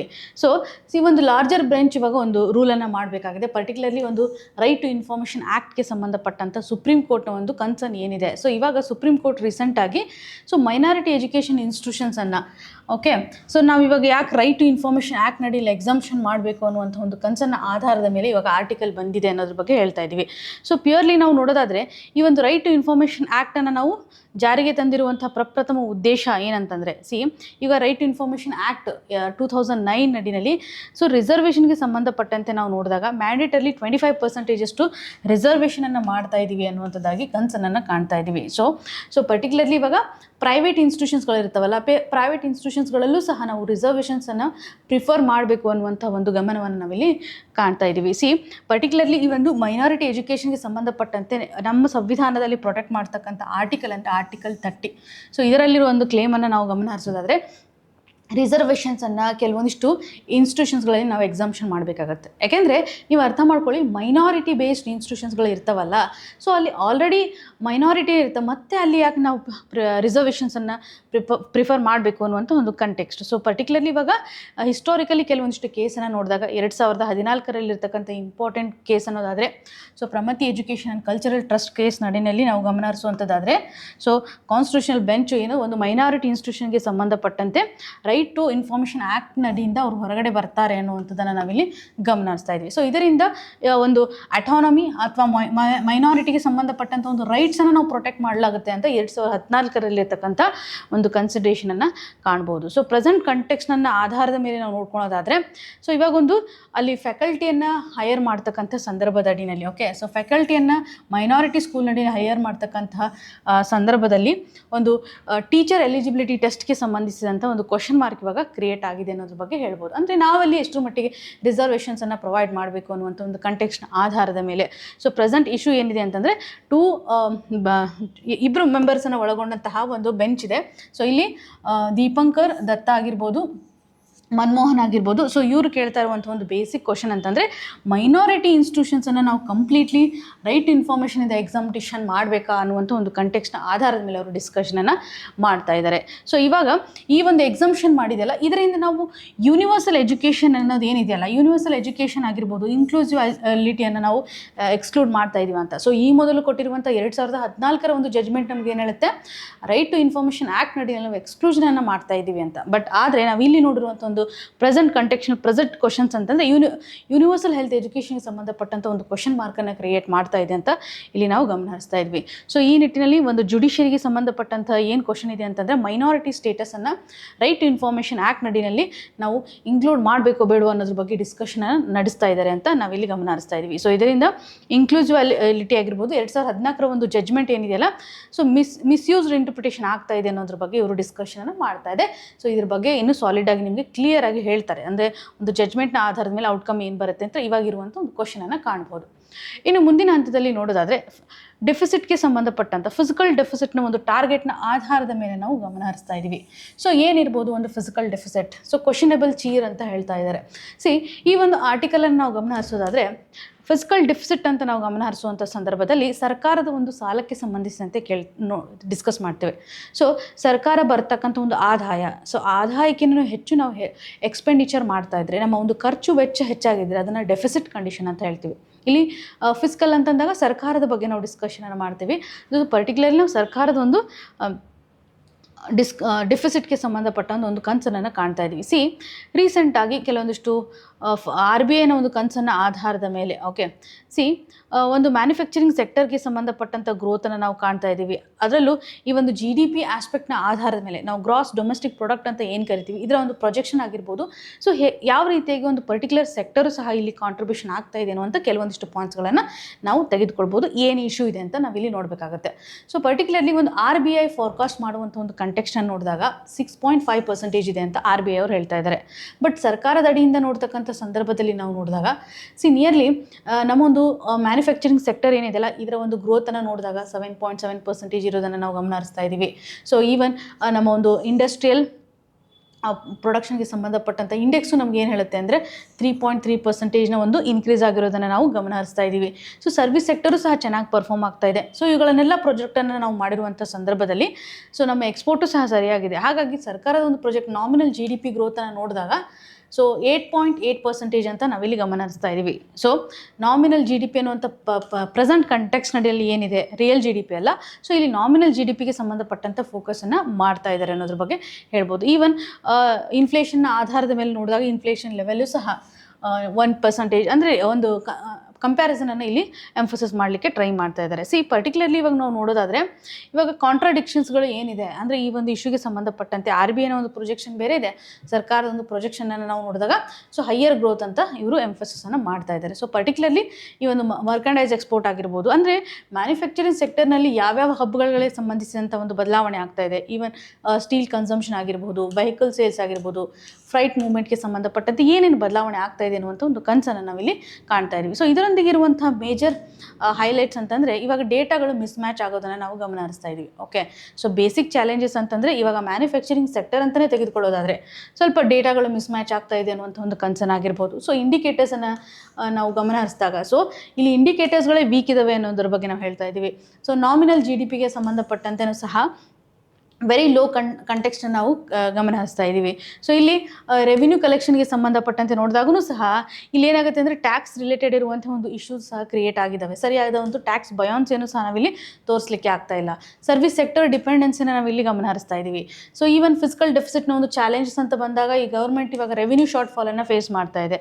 ಬಿಕಾಸ್ ಇವಾಗ GST ಒಂದು ಸ್ಲೋ ಡೌನ್ ಆಗಿದೆ, ಟ್ಯಾರಿಫ್ನ ಒಂದು ಇಂಪ್ಯಾಕ್ಟ್ ಆಗಿದೆ. ಇವುಗಳನ್ನೆಲ್ಲ ನಾವು ನೋಡಿದಾಗ ಸೊ ಡೆಫಿಸಿಟ್ ಏನಿದೆಯಲ್ಲ, ಫಿಸಿಕಲ್ ಡೆಫಿಸಿಟ್ ಅಂತ ಏನು ಕರಿತೀವಿ, ಸರ್ಕಾರ ವೆಚ್ಚ ಮಾಡುವಂಥದ್ದು ಹೆಚ್ಚಾಗಿದೆ ಅಥವಾ ಆದಾಯ ಬರ್ತಕ್ಕಂಥದ್ದು ಅಥವಾ ಇನ್ಕಮ್ ಬರುವಂಥದ್ದು ಏನಿದೆಯಲ್ಲ ಕಮ್ಮಿ ಇದೆ ಅಂತ ಹೇಳ್ಬೋದು. ಸೊ ಎಕ್ಸ್ಪೆಂಡಿಚರ್ ಇವಾಗ ಹೆಚ್ಚಾಗಿದೆ ಅನ್ನುವಂಥ ಒಂದು ಕಂಟೆಕ್ಸ್ಟನ್ನು ನಾವಿಲ್ಲಿ ಗಮನ ಹರಿಸ್ತಾ ಇದ್ದೀವಿ. ಸೊ ಪರ್ಟಿಕ್ಯುಲರ್ಲಿ ಒಂದು ಕ್ರೆಡಿಬಿಲಿಟಿಗೆ ಸಂಬಂಧಪಟ್ಟಂಥ ಕ್ವಶನನ್ನು ನಾವಿಲ್ಲಿ ಕಾಣ್ತಾ ಇದ್ದೀವಿ. ಸೊ ಗೌರ್ಮೆಂಟ್ ಒಂದು ಫೈನಾನ್ಷಿಯಲ್ ಇದು ಮಾಡತಕ್ಕಂಥ ಒಂದು ಪ್ರೆಡಿಕ್ಷನ್ ಏನಿದೆ ಅಂತಂದರೆ ಅಂದರೆ ಅಫಿಷಿಯಲ್ ಸ್ಟಾಟ್ಸ್ ಆಧಾರದ ಮೇಲೆ 6.8 ಇರೋದನ್ನು ಅವರು ಹೇಳ್ತಾ ಇದ್ದಾರೆ ಈ ಒಂದು ರೇಂಜ್ನ ಆಧಾರದ ಮೇಲೆ. ಸೊ RBIನ ಒಂದು ಪ್ರೊಜೆಕ್ಷನು ಸಹ 6.5 ಇದೆ.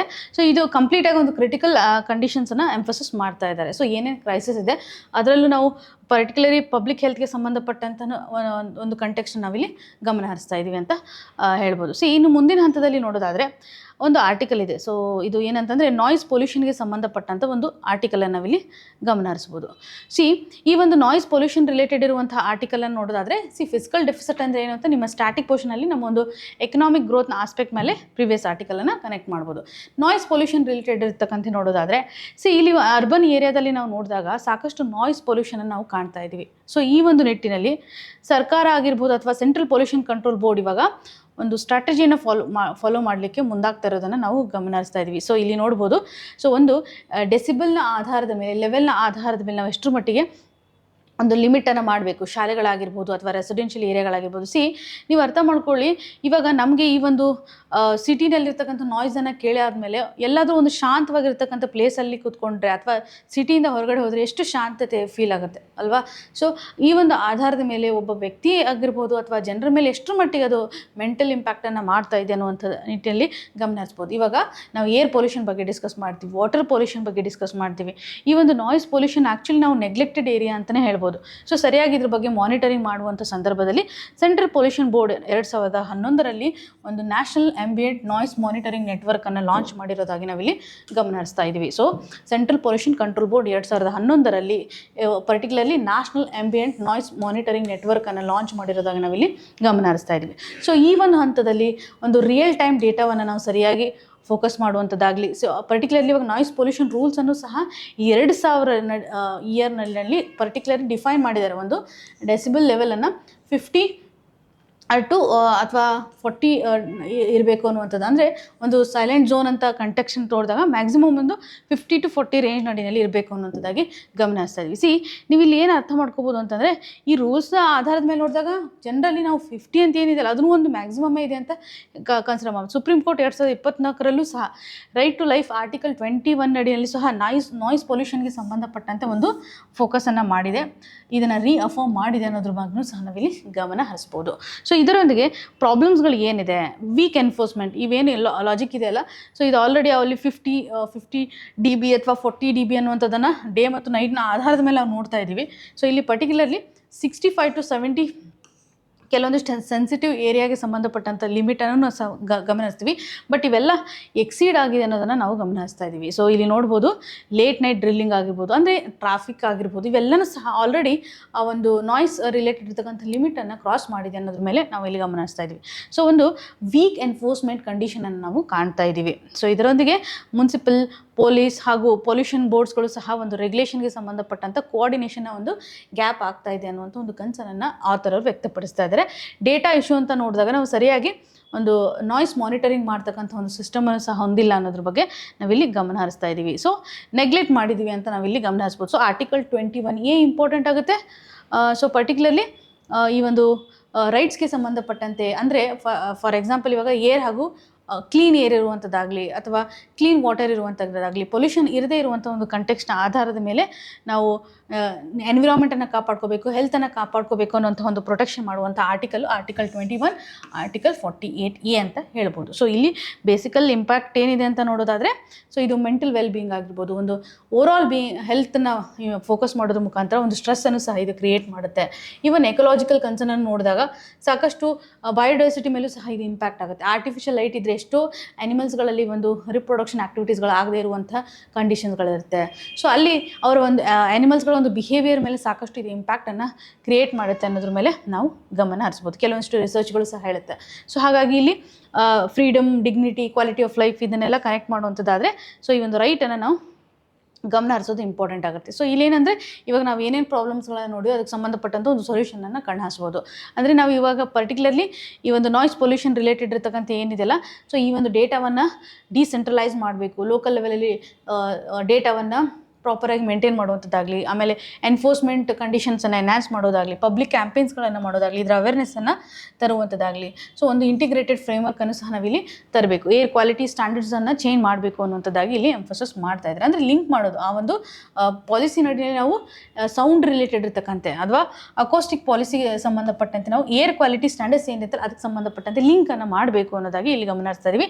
ಅರ್ಬನ್ ರಿಲೇಟೆಡ್ ಇರುವಂಥ ಒಂದು ಪ್ಲಾನಿಂಗನ್ನು ಸಹ ನಾವಿಲ್ಲಿ ಫೋಕಸ್ ಮಾಡುವಂಥದ್ದಾಗಿ ಗಮನ ಹರಿಸ್ತಾ ಇದ್ದೀವಿ. ಯೂನಿವರ್ಸಲ್ ಹೆಲ್ತ್ ಕವರೇಜ್ ರಿಲೇಟೆಡ್ ಇರುವಂಥ ಒಂದು ಆಸ್ಪೆಕ್ಟನ್ನು ನಾವಿಲ್ಲಿ ಗಮನ ಹರಿಸ್ತಾ ಇದ್ದೀವಿ ಅಂತ ನೋಡ್ಬೋದು. ಇನ್ನು ಮುಂದಿನ ಹಂತದಲ್ಲಿ ನಾವು ನೋಡೋದಾದರೆ ಇದು ಕಂಪ್ಲೀಟಾಗಿ ನಾಯ್ಸ್ ರಿಲೇಟೆಡ್ ಇರ್ತಕ್ಕಂಥ ಆರ್ಟಿಕಲ್. ಸೊ ಇನ್ನು ನೆಕ್ಸ್ಟ್ ಹಂತದಲ್ಲಿ ನೋಡೋದಾದರೆ ಯೂನಿವರ್ಸಲ್ ಹೆಲ್ತ್ ಕವರೇಜ್ ರಿಲೇಟೆಡ್ ಇರುವಂಥ ಒಂದು ಆರ್ಟಿಕಲನ್ನು ನಾವಿಲ್ಲಿ ಗಮನಿಸ್ಬೋದು. ಸೊ ಇದು ನೆಕ್ಸ್ಟ್ ಆರ್ಟಿಕಲ್ಗೆ ಬಿಲಾಂಗ್ ಆಗ್ತಕ್ಕಂಥ ಇನ್ಫಾರ್ಮೇಷನ್. ಇಲ್ಲಿ ಒಂದು ಬೋರ್ ಕಮಿಟಿಯನ್ನು 1946 ನಡಿನಲ್ಲಿ ನಾವು ಗಮನಿಸ್ತಾ ಇದ್ದೀವಿ. ಸೊ ಈ ಒಂದು ಕಮಿಟಿಯ ರೆಕಮೆಂಡೇಷನ್ಸ್ ಏನಿದೆ ಅಂತಂದರೆ, state funded universal health coverage ಸರ್ವಿಸ್ಗೆ ಸಂಬಂಧಪಟ್ಟಂಥ ಒಂದು ಬೋರ್ ಕಮಿಟಿ. ಇದು ಇಂಪಾರ್ಟೆಂಟ್ಲಿ ನಮ್ಗೆ ಬೇಕಾಗಿರೋದು. ಯೂನಿವರ್ಸಲ್ ಹೆಲ್ತ್ ಕವರೇಜ್ ಅಂತ ನೋಡಿದಾಗ ನಾವು ಕ್ವಾಲಿಟಿ ವೈಸ್ ಹೆಲ್ತ್ ಕೇರನ್ನು ಎಲ್ಲರಿಗೂ ಸಹ ಪ್ರೊವೈಡ್ ಮಾಡಬೇಕು ಅನ್ನುವಂಥ ನಿಟ್ಟಿನಲ್ಲಿ ಈ ಒಂದು ಯೂನಿವರ್ಸಲ್ ಹೆಲ್ತ್ ಕವರೇಜ್ ಅಂತ ನಾವಿಲ್ಲಿ ಗಮನ ಹರಿಸ್ತೀವಿ. ಇವಾಗ ಯಾಕೆ ಇದು ಒಂದು ಕನ್ಸರ್ನನ್ನು ಕ್ರಿಯೇಟ್ ಮಾಡ್ತಾ ಇದೆ? ಓಕೆ, ನಾವು ಇನ್ಶೂರೆನ್ಸ್ ರಿಲೇಟೆಡ್ ಇರ್ತಕ್ಕಂಥ ಆಸ್ಪೆಕ್ಟನ್ನು ಮಾಡ್ತೀವಿ. ಈ ಒಂದು ಆರ್ಟಿಕಲ್ ನಡಿಯಲ್ಲಿ ಹೆಲ್ತ್ ಇನ್ಶೂರೆನ್ಸ್ಗೆ ಸಂಬಂಧಪಟ್ಟಂಥ ಒಂದು ರಿಸ್ಕನ್ನು ನಾವು ಎಷ್ಟರ ಮಟ್ಟಿಗೆ ನಾವು ಅಡ್ರೆಸ್ ಮಾಡಲಿಕ್ಕೆ ಮುಂದಾಗ್ತಾ ಇದ್ದೀವಿ. The rise and risk of health insurance in India ಅನ್ನುವಂಥ ಒಂದು ಕಂಟೆಕ್ಸ್ಟ್ನ ಇಲ್ಲಿ ಅಡ್ರೆಸ್ ಮಾಡಲಿಕ್ಕೆ ಟ್ರೈ ಮಾಡ್ತಾ ಇದ್ದಾರೆ. ಈ ಒಂದು ಬೋರ್ ಕಮಿಟಿ ರಿಪೋರ್ಟ್ 1946ನಲ್ಲಿ ತೆಗೆದುಕೊಂಡಿರುವಂಥ ತುಂಬ ಇಂಪಾರ್ಟೆಂಟ್ ಆಗುತ್ತೆ. ಇಲ್ಲಿ ಎರಡು ಆಸ್ಪೆಕ್ಟನ್ನು ನಾವು ಕವರ್ ಮಾಡಬೇಕಾಗತ್ತೆ. ಪರ್ಟಿಕ್ಯುಲರ್ಲಿ ಈ ಒಂದು ಹೆಲ್ತ್ ಇನ್ಶೂರೆನ್ಸ್ ಬಂದಾಗ ಸೆಂಟ್ರಲ್ ಗೌರ್ಮೆಂಟ್ನ ಒಂದು ಸ್ಕೀಮನ್ನು ನಾವು ಇಲ್ಲಿ ಗಮನ ಹರಿಸಬೇಕಾಗುತ್ತೆ. ಸ್ಟೇಟ್ ಗೌರ್ಮೆಂಟು ಯಾವ ರೀತಿಯಾಗಿ ಒಂದು ಫಂಡಿಂಗನ್ನು ಮಾಡಲಿಕ್ಕೆ ಮುಂದಾಗಿದೆ ಅನ್ನೋದ್ರ ಬಗ್ಗೆ ಗಮನ ಹರಿಸಬೇಕಾಗುತ್ತೆ. ಇಲ್ಲಿ ನೋಡಿ, ಅಬ್ಸರ್ವ್ ಮಾಡಿ, ಪ್ರಧಾನ ಮಂತ್ರಿ ಜನ್ ಆರೋಗ್ಯ ಯೋಜನೆ ಅಂತ ನಾವೇನು ಕರಿತೀವಿ, ಇದನ್ನು 2018ರಲ್ಲಿ ಲಾಂಚ್ ಮಾಡಿರೋದಾಗಿ ನಾವು ಗಮನ ಹರಿಸ್ಬೋದು. ಸೊ ಇಲ್ಲಿ ಒಂದು ಫ್ಯಾಮಿಲಿಗೆ ಬೇಕಾಗುವಂಥ ಇನ್ಶೂರೆನ್ಸ್ ಸಪೋರ್ಟನ್ನು ಪ್ರೊವೈಡ್ ಮಾಡ್ತಾರೆ. ಈ ಒಂದು ಯೋಜನೆ ಅಡಿನಲ್ಲಿ ನೀವೇನಾದರೂ ಇನ್ಶೂರೆನ್ಸನ್ನು ಪಡೆದುಕೊಂಡಿದ್ರೆ ಏನಾಗುತ್ತೆ ಅಂದರೆ, ಪ್ರೈವೇಟ್ ಹಾಸ್ಪಿಟ್ಲಿಗೆ ಹೋಗಿರುವಂಥ ಸಂದರ್ಭದಲ್ಲಿ ಸಹ ನಾವು ಈಸಿಯಾಗಿ ಇದನ್ನು ಕ್ಲೇಮ್ ಮಾಡ್ಬೋದು ಅಲ್ವಾ. ಈ ಒಂದು ಇನ್ಶೂರೆನ್ಸ್ ನಡಿನಲ್ಲಿ ನಾವು ಬೆನಿಫಿಟ್ಸನ್ನು ತೆಗೆದುಕೊಳ್ಬೋದು. ಇಲ್ಲಿ ಯಾವ ರೀತಿಯಂಥ ಒಂದು ಡಿಫ್ರೆನ್ಷಿಯಲ್ ಟ್ರೀಟ್ಮೆಂಟ್ ಆಗುತ್ತೆ ಅಂತ ಆಥರ್ ಅವರು ಎಂಫಸಿಸ್ ಮಾಡ್ತಾ ಇದ್ದಾರೆ. ಇನ್ಶೂರೆನ್ಸ್ ಕವರೇಜ್ ಇದೆ.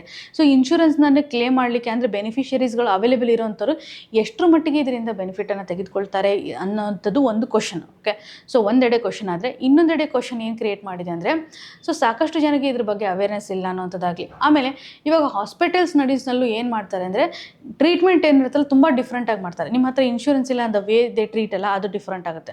ಸೊ ಇವಾಗ ಒಬ್ಬ ವ್ಯಕ್ತಿ ಪುವರ್ ಬ್ಯಾಕ್ಗ್ರೌಂಡಿಂದ ಅಥವಾ ರೂರಲ್ ಏರಿಯಾದಿಂದ ಬಂದಿರುವಂಥ ಸಂದರ್ಭದಲ್ಲಿ ದ ವೇ ಹಾಸ್ಪಿಟಲ್ ಸ್ಟಾಫ್ ಅವ್ರನ್ನ ಟ್ರೀಟ್ ಮಾಡ್ತಾರಲ್ಲ ಅದು ತುಂಬ ಡಿಫ್ರೆಂಟ್ ಆಗಿರುತ್ತೆ ಅನ್ನೋದನ್ನು ಕೇಳ್ಬೋದು. ಯಾಕೆಂದರೆ ಇನ್ಶೂರೆನ್ಸ್ ಇದ್ದರೆ ಸರ್ಕಾರ ಇಮಿಡಿಯೇಟಾಗಿ ಒಂದು ಯೋಜನೆಯಲ್ಲಿ ಹಾಸ್ಪಿಟ್ಲಿಗೆ ಭರ್ತಿ ಮಾಡಿಬಿಡ್ತಾರೆ.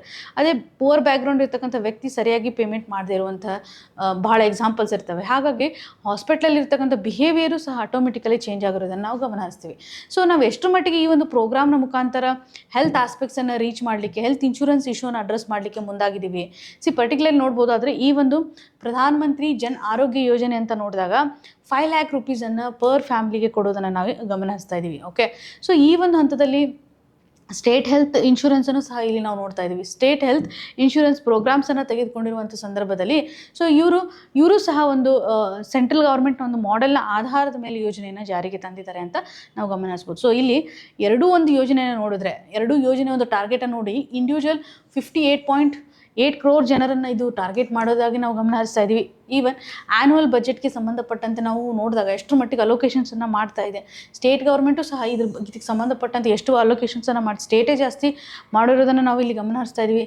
ಸೊ ಇದರ ಆಧಾರದ ಮೇಲೆ ಇಷ್ಟೊಂದು ನಾವು ಪಬ್ಲಿಕ್ ಎಕ್ಸ್ಪೆಂಡಿಚರ್ ಮಾಡ್ತಿದ್ದೀವಿ. ಓಕೆ, ಸೊ ಹೆಲ್ತ್ನ ಆಧಾರದ ಮೇಲೆ ನೋಡಿದಾಗ ಪಬ್ಲಿಕ್ ಎಕ್ಸ್ಪೆಂಡಿಚರ್ ಇವಾಗ ಹೆಲ್ತ್ ಸೆಕ್ಟರ್ ನಡಿನಲ್ಲಿ ಮಾಡ್ತಾ ಇರೋದನ್ನು ನಾವು ಗಮನಿಸ್ತಾ ಇದ್ದೀವಿ. ಬಟ್ ಸ್ಟಿಲ್ ಇದು ತನ್ನ ಒಂದು ಟಾರ್ಗೆಟನ್ನು ರೀಚ್ ಮಾಡಲಿಕ್ಕೆ ಆಗ್ತಾ ಇದೆನಾ? ಸೊ ಏನು ಫಾಲ್ಟ್ ಇರಬಹುದು, ಏನು ಪ್ರಾಬ್ಲಮ್ಸ್ಗಳಿದಾವೆ ಈ ಒಂದು ಇಶ್ಯೂಗೆ ಸಂಬಂಧಪಟ್ಟಂತೆ? ನಾವು ಏನು ಮಾಡ್ತಾ ಇದ್ದೀವಿ ಅಂದರೆ ಹೆಚ್ಚು ಪ್ರೈವೇಟ್ ಹಾಸ್ಪಿಟಲ್ಸ್ ನಡಿಯಲ್ಲಿ ಫೆಸಿಲಿಟಿ ತಗೋತಾರಲ್ಲ ಅವ್ರಿಗೆ ಫುಲ್ ಆ ಒಂದು ಯೋಜನೆ ಅಡಿಯಲ್ಲಿ ಬೆನಿಫಿಟ್ ಸಿಗ್ತಾ ಇರೋ ಥರ ಮಾಡ್ತಾ ಇದ್ವಿ. ಈ ಪ್ರೈವೇಟ್ ಇನ್ಸ್ಟಿಟ್ಯೂಷನಲ್ಲಿ ಹೋದ್ರೂ ಸಹ ಅವ್ರಿಗೆ ಈ ಒಂದು ಬೆನಿಫಿಟ್ ಸಿಗುತ್ತೆ. ಹಾಗಾಗಿ ಹೆಚ್ಚು ಜನ ಪ್ರೈವೇಟ್ ಇನ್ಸ್ಟಿಟ್ಯೂಷನ್ ಹೋಗ್ತಾರೆ. ಯಾಕಂದರೆ ಪ್ರೈವೇಟ್ ಹಾಸ್ಪಿಟ್ಲ್ ಹೋಗಿರುವಂಥ ಸಂದರ್ಭದಲ್ಲಿ ಇಮಿಡಿಯೇಟಾಗಿ ಸ್ವಲ್ಪ ಕ್ವಾಲಿಟಿ ವೈಸ್ ಅವ್ರಿಗೆ ಹೆಲ್ತ್ ರಿಲೇಟೆಡ್ ಇರುವಂಥ ರಿಲೀಫ್ ಸಿಗುತ್ತೆ ಅಂತ. ಸೊ ಇವಾಗ ಪರ್ಟಿಕ್ಯುಲರ್ಲಿ ನಾವು ಈ ಒಂದು ಕಂಟೆಕ್ಸ್ನ ಆಧಾರದ ಮೇಲೆ ನೋಡಿದಾಗ ಸರ್ಕಾರ ಇಂಡೈರೆಕ್ಟ್ಲಿ ಪ್ರೈವೇಟ್ ಹಾಸ್ಪಿಟಲ್ಸ್ಗೆ ಸಪೋರ್ಟ್ ಮಾಡಿರೋ ಥರ ಇದೆ. ಸೊ ಹೆಚ್ಚು ನಾವು ಪ್ರೈವೇಟ್ ಹಾಸ್ಪಿಟಲ್ಸ್ಗೆ ಫೋಕಸ್ ಮಾಡ್ತಾ ಇರೋದನ್ನು ನಾವು ಗಮನ ಹರಿಸ್ತಾ ಇದ್ದೀವಿ. ಸೊ ಪಬ್ಲಿಕ್ ಫೆಸಿಲಿಟೀಸ್ಗಳನ್ನು ನಾವು ಇಲ್ಲಿ ಎಕ್ಸ್ಕ್ಲೂಡ್ ಮಾಡ್ತಾ ಇರೋದಾಗಿ ಗಮನ ಹರಿಸ್ತಾ ಇರುವಂಥದ್ದು. ಸೊ ಈ ಒಂದು ಆಧಾರದ ಮೇಲೆ over Reliance on private hospital ಆಧಾರದ ಮೇಲೆ ಕಂಟೆಕ್ಸ್ಟನ್ನು ನಾವು ಅಂಡರ್ಸ್ಟ್ಯಾಂಡ್ ಮಾಡ್ಕೋಬೋದು. ಈವನ್ ಹಾಸ್ಪಿಟಲೈಸೇಷನ್ ಅಡಿಯಲ್ಲಿ ಒಂದು ಬಯಾಸನ್ನು ಇದು ಕ್ರಿಯೇಟ್ ಮಾಡ್ತಾ ಇದೆ ಅಂತ ಗಮನ ಹರಿಸ್ಬೋದು. ಸೊ ಇವಾಗ ಹೆಂಗಂತಂದರೆ ಪರ್ಟಿಕ್ಯುಲರ್ಲಿ ಇವಾಗ ಯಾವಾಗ ಹೆಲ್ತ್ ಪ್ರಾಬ್ಲಮ್ ಆಗಿರುತ್ತಲ್ಲ ಅದು ಇನ್ ಪೇಷಂಟ್ ಅಂತ ಏನು ಕರಿತೀವಲ್ಲ, ಸೊ ಆ ಒಂದು ಸಂದರ್ಭದಲ್ಲಿ ನಾವು ಕೇರನ್ನು ಪ್ರೊವೈಡ್ ಮಾಡ್ತಾ ಇದ್ದೀವಿ. ಸೊ ಇಲ್ಲಿ ಪ್ರಿವೆಂಟಿವ್ ಮೇಜರ್ಸ್ಗಳನ್ನು ಅಥವಾ ಪ್ರೈಮರಿ ಹೆಲ್ತ್ ಕೇರನ್ನು ನಾವು ಹೆಚ್ಚು ಫೋಕಸ್ ಮಾಡುವಂಥದ್ದಾಗಲಿ ಮಾಡಿದ್ರೆ ಒಂದು ಹೈಯರ್ ಕಾಸ್ಟು ಸಹ ರಿಡ್ಯೂಸ್ ಆಗುತ್ತಲ್ವ. ಸೊ ಟ್ರೀಟ್ಮೆಂಟ್ ಮಾಡೋಕ್ಕಿಂತನೂ ಸಹ ಮೊದಲು ನಾವು ಪ್ರಿವೆಂಟಿವ್ ಮೇಜರ್ಸ್ ಮೇಲೆ ಹೆಚ್ಚು ಇನ್ವೆಸ್ಟ್ಮೆಂಟನ್ನು ಮಾಡಬೇಕು ಅನ್ನುವಂಥ ಒಂದು ಕಂಟೆಕ್ಸ್ಟ್ನ ಗಮನ ಹರಿಸಬೇಕು. ಸೊ ಇನ್ನು ಲೋ ಯುಟಿಲೈಸೇಷನ್ಗೆ ಸಂಬಂಧಪಟ್ಟಂತೆ ನಾವು ನೋಡಿದಾಗ ಸೊ ಇದರ ಒಂದು ಕಂಟೆಕ್ಸ್ಟು ಸಹ ಇಲ್ಲಿ ಅಡ್ರೆಸ್ ಮಾಡೋದಾದರೆ ನಿಯರ್ಲಿ ಈ ಒಂದು ಸ್ಟಡಿ ಹೇಳುತ್ತೆ ನಮಗೆ 35% ಇನ್ಶೂರೆನ್ಸ್ ಪೇಷಂಟ್ಸ್ ಏನಿದಾರಲ್ಲ ಅವರು ಆ್ಯಕ್ಚುಲಿ ಯೂಸ್ ಮಾಡ್ತಾ ಇದ್ದಾರೆ ಈ ಒಂದು ಯೋಜನೆಯಿಂದ ಬೆನಿಫಿಟನ್ನು ತೆಗೆದುಕೊಳ್ತಾ ಇದ್ದಾರೆ. ಬಟ್ ರಿಮೈನಿಂಗ್ ಅರ್ಥ ಮಾಡ್ಕೊಳ್ಳಿ ಎಷ್ಟು ಜನ ಇದರಿಂದ ಎಲಿಜಿಬಲ್ ಇದ್ದರೂ ಸಹ ಇದರ ಬೆನಿಫಿಟ್ಸನ್ನು ತೆಗೆದುಕೊಳ್ಳದೆ ಇರುವಂಥ ಒಂದು ಕಂಟೆಕ್ಸ್ಟನ್ನು ನಾವು ಗಮನ ಹರಿಸ್ತಾ ಇದ್ವಿ. ಸೊ ಹಾಗಾಗಿ ಇಲ್ಲಿ ಡಿಸ್ಅಡ್ವಾಂಟೇಜ್ಡ್ ಗ್ರೂಪ್ಗೆ ರೀಚ್ ಆಗಬೇಕಾಗಿರುವಂಥ ಒಂದು ಕಂಟೆಕ್ಸ್ಟನ್ನು ಸಹ ನಾವಿಲ್ಲಿ ಗಮನ ಹರಿಸ್ಬೋದು. ಈವನ್ ಇದೊಂದು ಇನ್ಇಕ್ವಾಲಿಟಿಯನ್ನು ಕ್ರಿಯೇಟ್ ಮಾಡುತ್ತೆ. ಇವಾಗ ಆಲ್ರೆಡಿ ನಾವು ಚರ್ಚೆ ಮಾಡಿರೋ ಪ್ರಕಾರ ಸೊ ಇಲ್ಲಿ ಒಂದು ಹಾಸ್ಪಿಟಲ್ ಬಿಹೇವಿಯರನ್ನು ನಾವು ಇಲ್ಲಿ ಗಮನ ಹರಿಸ್ಬೋದು. ಈಕ್ವಲ್ ಆಗಿ ಪೇಷಂಟ್ಸ್ಗಳನ್ನ ಯಾವ ರೀತಿಯಾಗಿ ಟ್ರೀಟ್ ಮಾಡ್ತಾರೆ ಅಂತ. ಈವನ್ ಫೈನಾನ್ಷಿಯಲ್ ಬರ್ಡನನ್ನು ಗಮನ ಹರಿಸುವಂಥದ್ದಾಗಲಿ ಆದರೆ ಫೈನಾನ್ಷಿಯಲಿ ಇವಾಗ ಪರ್ಟಿಕ್ಯುಲರ್ಲಿ ಟರ್ಷರಿ ಕೇರ್ ನಡಿನಲ್ಲಿ ನಾವು ನೋಡೋದಾದರೆ ತುಂಬ ರೀತಿಯಾದಂಥ ಒಂದು ಎಕ್ಸ್ಪೆನ್ಸಸ್ಗಳಿರುತ್ತೆ ಅಲ್ವಾ. ಸೊ ಇದು ಫೈನಾನ್ಷಿಯಲ್ ಬರ್ಡನ್ನ ಕ್ರಿಯೇಟ್ ಮಾಡುತ್ತೆ. ಸೊ ಟರ್ಷರಿ ಕೇರ್ ಸೆಕ್ಟರ್ನಲ್ಲಿ ಹೋದಾಗ ಇವರು ಈ ಮಾಡಿರುವಂಥ ಒಂದು ಅಲೋಕೇಶನ್ಸ್ ನೋಡಿರುವಂಥ ಸಂದರ್ಭದಲ್ಲಿ ಮ್ಯಾಕ್ಸಿಮಮ್ 5 lakh ಅಂತ ಏನಿದೆಯಲ್ಲ ಸೊ ಆ ಒಂದು 5 lakh ಸಹ ರೀಚ್ ಆಗಿ ಎಕ್ಸೀಡ್ ಆಗುವಂಥ ಒಂದು ಟ್ರೀಟ್ಮೆಂಟ್ಗಳು ಇವಾಗ ಅವೈಲೇಬಲ್ ಇರೋದನ್ನು ನಾವು ಗಮನ ಹರಿಸ್ತಾ ಇದ್ದೀವಿ. ಸೊ ಈ ಒಂದು ಹಂತದಲ್ಲಿ ಸೊ ಎಕ್ಸ್ಪೆನ್ಸಸ್ ಏನಿದೆ ಇವನ್ ಪೇಷಂಟ್ ಮೇಲೂ ಬರ್ಡನ್ ಇದೆ, ಸರ್ಕಾರದ ಮೇಲೂ ಸಹ ಬರ್ಡನ್ ಇರುವಂಥದ್ದನ್ನು ನಾವಿಲ್ಲಿ ಗಮನ ಹರಿಸ್ತಾ ಇದ್ವಿ. ಬಟ್ ಇವಾಗ ನಾವು ಬೇಸಿಕ್ ಹೆಲ್ತ್ ಸರ್ವಿಸಸ್ಗೆ ಸಂಬಂಧಪಟ್ಟಂತೆ ನಾವು ನೋಡಿದಾಗ ಇದು ರಿಮೇನ್ ಅನ್ಅಡ್ರೆಸ್ಡ್ ಕಂಡೀಷನ್ಸನ್ನು ನಾವಿಲ್ಲಿ ನೋಡ್ತಾ ಇದ್ದೀವಿ. ಸೊ ಅಂಡರ್ ಫಂಡೆಡ್ ಅಂದರೆ it's all about they are talking related to the primary sectors or secondary health related ಇರ್ತಕ್ಕಂಥ ಆಸ್ಪೆಕ್ಟ್ಸ್. ಟರ್ಷರಿನಲ್ಲಿ ಹೆಚ್ಚು ಇನ್ವೆಸ್ಟ್ಮೆಂಟ್ ಆಗುತ್ತೆ. ಇಲ್ಲಿ ಒಂದು ಟ್ರಾನ್ಸ್ಪರೆನ್ಸಿನೂ ಸಹ ನಾವು ಎನ್ಶ್ಯೂರ್ ಮಾಡಬೇಕಾಗುತ್ತೆ ಅನ್ನೋದನ್ನು ನಾವಿಲ್ಲಿ ಗಮನಿಸ್ತೇವೆ. ಕೆಲವೊಂದು ಸರ್ತಿ ಏನಾಗುತ್ತೆ ಫ್ರಾಡ್ ಆಸ್ಪೆಕ್ಟ್ಸ್ಗಳು ಫ್ರಾಡ್ ರಿಲೇಟೆಡ್ ಇರ್ತಕ್ಕಂಥ ಕೇಸ್ಗಳನ್ನು ಸಹ ನಾವಿಲ್ಲಿ ಗಮನ ಹರಿಸ್ತಾ ಇದ್ದೀವಿ. ಹೆಂಗಂದರೆ ಫಾರ್ ಎಕ್ಸಾಂಪಲ್ ಇವಾಗ ಅವ್ರಿಗೇನು ತೊಂದರೆ ಇರೋಂಗಿಲ್ಲ, ಓಕೆನಾ. ಸೊ ಅವ್ರಿಗೆ ಸ್ವಲ್ಪ ಮೈನರ್ ಪ್ರಾಬ್ಲಮ್ ಇರುತ್ತೆ. ಅವ್ರು ಏನು ಮಾಡ್ತಾರೆ ಹಾಸ್ಪಿಟಲೊಂದಿಗೆ ಒಂದು ಅಗ್ರಿಮೆಂಟನ್ನು ಮಾಡ್ಕೊಂಡು ಅಥವಾ ಏನಾದರೂ ಒಂದು ಲೂಪ್ ಹೋಲ್ಸನ್ನು ಹುಡ್ಕೊಂಡು ನಾವಿಷ್ಟು ಕೊಡ್ತೀವಿ ಅಂದರೆ ಈ ಒಂದು ಯೋಜನೆ ಅಡಿನಲ್ಲಿ ನಮಗೆ ಮ್ಯಾಕ್ಸಿಮಮ್ ಅಮೌಂಟ್ ಬರೋ ಥರ ನೀವು ಮಾಡಿ ನಾವು ನಿಮ್ಗೆ ಒಂದು ಸ್ವಲ್ಪ ಲಂಚವನ್ನು ಕೊಡ್ತೀವಿ ಅಂತಲೂ ಸಹ ಆಗಿರುವ ಕೇಸಸ್ಗಳು ತುಂಬ ಇರ್ತವೆ. ಸೊ ಈ ಒಂದು ಇನ್ಶೂರೆನ್ಸ್ ನಡಿನಲ್ಲಿ ಸೊ ಈ ರೀತಿಯಂಥ ಫ್ರಾಡ್ ಆ್ಯಕ್ಟಿವಿಟೀಸ್ಗಳು ಸಹ ಬರ್ತಾ ಇದ್ದಾವೆ. ಇದರಿಂದ ಸೊ ಮೇಜರ್ ಇಂಟೆನ್ಷನ್ ಏನಿದೆ ಅದನ್ನೇ ನಾವು ಮಿಸ್ ಔಟ್ ಮಾಡ್ತಾ ಇದ್ವಿ ಅನ್ನೋದ್ರ ಬಗ್ಗೆ ನಾವಿಲ್ಲಿ ಗಮನ ಹರಿಸ್ತಾ ಇದ್ವಿ. ಅಂದರೆ ವೀಕ್ ಆಗಿರುವಂಥ ಒಂದು ಆಡಿಟರಿಂಗ್ ಅಥವಾ ಮಾನಿಟರಿಂಗ್ ಸಿಸ್ಟಮ್ ಇರೋದನ್ನು ನಾವಿಲ್ಲಿ ಗಮನ ಹರಿಸ್ತಾ ಇದ್ವಿ. ಸೊ ಹಾಗಾಗಿ ಈ ಒಂದು ಇಶ್ಯೂಗೆ ಸಂಬಂಧಪಟ್ಟಂತೆ ನಾವು ರಿಸ್ಕನ್ನು ಕಾಣ್ತಾ ಇದ್ದೀವಿ. ನೀವು ಇಲ್ಲಿ ನೋಡ್ಬೋದು, ಇಲ್ಲಿ ನಾವು ಯೂನಿವರ್ಸಲ್ ಹೆಲ್ತ್ ಕವರೇಜ್ ಇಷ್ಟು ಜನ ಇದ್ದಾರೆ ಅಂತ ಏನೋ ಹೇಳ್ತೀವಿ, ಬಟ್ ಇದೊಂದು ಇಲ್ಯೂಷನನ್ನು ಕ್ರಿಯೇಟ್ ಮಾಡಿದೆ. ಇಷ್ಟೆಲ್ಲ ಆದರೂ ಸಹ ಔಟ್ ಆಫ್ ಪಾಕೆಟ್ ಎಕ್ಸ್ಪೆಂಡಿಚರ್ಗೆ ಸಂಬಂಧಪಟ್ಟಂತೆಯೂ ಸಹ ಈ ಒಂದು ಇನ್ಶೂರೆನ್ಸ್ ಅಡ್ರೆಸ್ ಮಾಡಲಿಕ್ಕೆ ಆಗ್ತಾ ಇದೆನಾ? ಸೊ ಒಂದು ಸರಿಯಾದಂತಹ ಪ್ರೈವೇಟ್ ಇನ್ಸ್ಟಿಟ್ಯೂಷನ್ಸ್ಗಳು ಪಾರ್ಟಿಸಿಪೇಷನನ್ನು ಮಾಡ್ತಾ ಇದೆ, ಬಟ್ ಸ್ಟಿಲ್ ನಾವು ಸರಿಯಾಗಿ ಮಾನಿಟರಿಂಗ್ ಮಾಡ್ತಾ ಇದ್ದೀವ, ಆಡಿಟಿಂಗನ್ನು ಮಾಡ್ತಾ ಇದ್ದೀವ, ಹೆಲ್ತ್ ಕೇರ್ಗೆ ಸಂಬಂಧಪಟ್ಟಂತೆ ಎಕ್ಸೆಸಬಿಲಿಟಿನ ಕ್ರಿಯೇಟ್ ಮಾಡ್ತಾ ಇದ್ದೇನೆ ಅನ್ನೋದ್ರ ಬಗ್ಗೆ ಇಲ್ಲಿ ಕನ್ಸರ್ನ್ ವ್ಯಕ್ತಪಡಿಸ್ತಾರೆ. ಸೊಲ್ಯೂಷನ್ ಏನಿದೆ ಅಂತಂದರೆ ನಾವು ಹೆಚ್ಚು ಪ್ರೈಮರಿ ಹಾಗೂ ಪ್ರಿವೆಂಟಿವ್ ಕೇರ್ಗೆ ಸಂಬಂಧಪಟ್ಟಂಥ ಫೋಕಸನ್ನು ಮಾಡಬೇಕು ಅಂತ ಆಥರ್ ಅವರು ಹೇಳ್ತಾ ಇದ್ದಾರೆ. ಅನ್ನೆಸೆಸರಿ ಹಾಸ್ಪಿಟಲ್ ಒಂದು ಎಕ್ಸ್ಪೆಂಡಿಚರ್ನ ನಾವು ಈಸಿಯಾಗಿ ಫ್ಯೂಚರಿಸ್ಟಿಕಲ್ಲಿ ರೆಡ್ಯೂಸ್ ಮಾಡ್ಬೋದು. ಸೊ ಪ್ರೈವೇಟ್ ಸೆಕ್ಟರ್ಗೆ ಸಂಬಂಧಿಸಿದಂತಲೂ ಸಹ ಒಂದು ರೆಗ್ಯುಲೇಷನ್ಸನ್ನು ತರಬೇಕು, ಅಲ್ಲಿ ಅಕೌಂಟಬಿಲಿಟಿಯನ್ನು ಎನ್ಶೋರ್ ಮಾಡಬೇಕಾಗುತ್ತೆ. ಸೊ ಪರ್ಟಿಕ್ಯುಲರ್ಲಿ ಇವ್ರು ನೋಡೋದಾದರೆ ಒಂದು ಹಾಸ್ಪಿಟಲ್ ನಡಿನಲ್ಲಿ ಅವರು ಏನು ಕೆಲಸ ಯಾವ ರೀತಿಯಾಗಿ ಮಾಡ್ತಾ ಇದ್ದಾರೆ, ಸರಿಯಾಗಿ ಅದು ಇನ್ಶೂರೆನ್ಸ್ ರೀಚ್ ಆಗಿದೆಯೋ ಇಲ್ಲ, ಮಾನಿಟರಿಂಗ್ ಆಡಿಟಿಂಗ್ ಸಿಸ್ಟಮ್ ಇಂಪಾರ್ಟೆಂಟ್ ಅಂತ ಹೇಳ್ತಾ ಇದ್ದಾರೆ. ಸೊ ಪಬ್ಲಿಕ್ ಹೆಲ್ತ್ ಸ್ಪೆಂಡಿಂಗ್ಗೆ ಸಂಬಂಧಪಟ್ಟಂತೆ ನಾವು ನಮ್ಮ ಒಂದು GDPಗೆ ಸಂಬಂಧಿಸಿದಂತೆ 1.3% ಆಫ್ GDPಯನ್ನು ಅಲೋಕೇಶನ್ ಮಾಡಿದ್ದೀವಿ ಹೆಲ್ತ್ಗೆ ಸಂಬಂಧಿಸಿದಂತೆ. ಇದು ಲೋಯೆಸ್ಟ್ ಅಂತ ಹೇಳ್ಬೋದು ಗ್ಲೋಬಲಿ. ಸೊ ಇಲ್ಲಿ ನಾವೇನು ಮಾಡಬೇಕು, ಪ್ರಿವೆಂಟಿವ್ ಕೇರನ್ನು ಫೋಕಸ್ ಮಾಡುವಂಥ ಸಂದರ್ಭದಲ್ಲಿ ಈ ಒಂದು GDPಯನ್ನು ಎನ್ಹಾನ್ಸ್ ಮಾಡಬೇಕು ಅನ್ನುವಂಥ ಒಂದು ಕನ್ಸರ್ನನ್ನು ಸಹ ಕಾಣ್ಬೋದು. ಸೊ ಇಲ್ಲಿ ನಾವು ಒಟ್ಟಾರೆಯಾಗಿ ಒಂದು ಪಬ್ಲಿಕ್ ಫೆಸಿಲಿಟೀಸನ್ನು ಇನ್ಶೂರೆನ್ಸ್ಗೆ ಸಂಬಂಧಪಟ್ಟಂತೆ ಇಂಟಿಗ್ರೇಟ್ ಮಾಡಬೇಕು ಅನ್ನೋದನ್ನು ಗಮನಿಸ್ಬೋದು. ಇನ್ಶೂರೆನ್ಸ್ ಈಸ್ ಫೈನಲ್ ಸ್ಟೇಜ್ ಅಂತ ಹೇಳ್ಬೋದಲ್ವಾ. ಸೊ ಇಲ್ಲಿ ಪರ್ಟಿಕ್ಯುಲರ್ಲಿ ನಾವು ನೋಡಿದ್ರೆ ಇಮಿಡಿಯೇಟಾಗಿ ನಾವು ಯಾವ ರೀತಿ ಅವ್ರಿಗೆ ಒಳ್ಳೆ ರೀತಿ ಹೆಲ್ತನ್ನು ಕೊಡೋದಾಗಲಿ, ಹೆಲ್ತ್ ರಿಲೇಟೆಡ್ ಇರ್ತಕ್ಕಂಥ ಬೇಸಿಕ್ ಫೆಸಿಲಿಟೀಸ್ ಎಕ್ಸೆಸಿಬಲ್ ಇತ್ತಂದರೆ ನಾವು ಫೈನಲ್ ಎಕ್ಸ್ಪೆಂಡಿಚರ್ ಮಾಡುವಂಥ ಒಂದು ಅವಶ್ಯಕತೆ ಇಲ್ಲ ಅನ್ನುವಂಥದ್ದನ್ನು ನಾವಿಲ್ಲಿ ಗಮನ ಹರಿಸ್ತಾ ಇದ್ದೀವಿ. ಸೊ ಇದರಿಂದ ನಾವು ಏನು ಮಾಡ್ಬೋದು, ಅವೇರ್ನೆಸ್ ಆಗಿರ್ಬೋದು ಅಥವಾ ಎಕ್ಸೆಸಿಬಿಲಿಟಿನ ಇಂಪ್ರೂವ್ ಮಾಡ್ಬೋದು. ಸೊ ಎಲ್ಲಿ ಯಾವ ರೀಜನ್ ನಡಿನಲ್ಲಿ ಅಂಡರ್ ಯುಟಿಲೈಸೇಷನ್ ಆಗಿದೆ, ಯಾವ ಸೆಕ್ಷನ್ ನಾವು ಮಿಸ್ ಔಟ್ ಮಾಡ್ತಿದ್ವಿ, ಅವುಗಳನ್ನೆಲ್ಲ ಇಲ್ಲಿ ಫೋಕಸ್ ಮಾಡೋದಾಗಿ ಗಮನಿಸ್ತಾ ಇದ್ದೀವಿ. ಸೊ ಇವತ್ತಿನ ಒಂದು question of the day section ಅಡಿಯಲ್ಲಿ ಪೊಲ್ಯೂಷನ್ಗೆ ಸಂಬಂಧಪಟ್ಟಂತೆ ಒಂದು ಕ್ವಶನನ್ನು ಇಲ್ಲಿ ಫ್ರೇಮ್ ಮಾಡಲಾಗಿದೆ.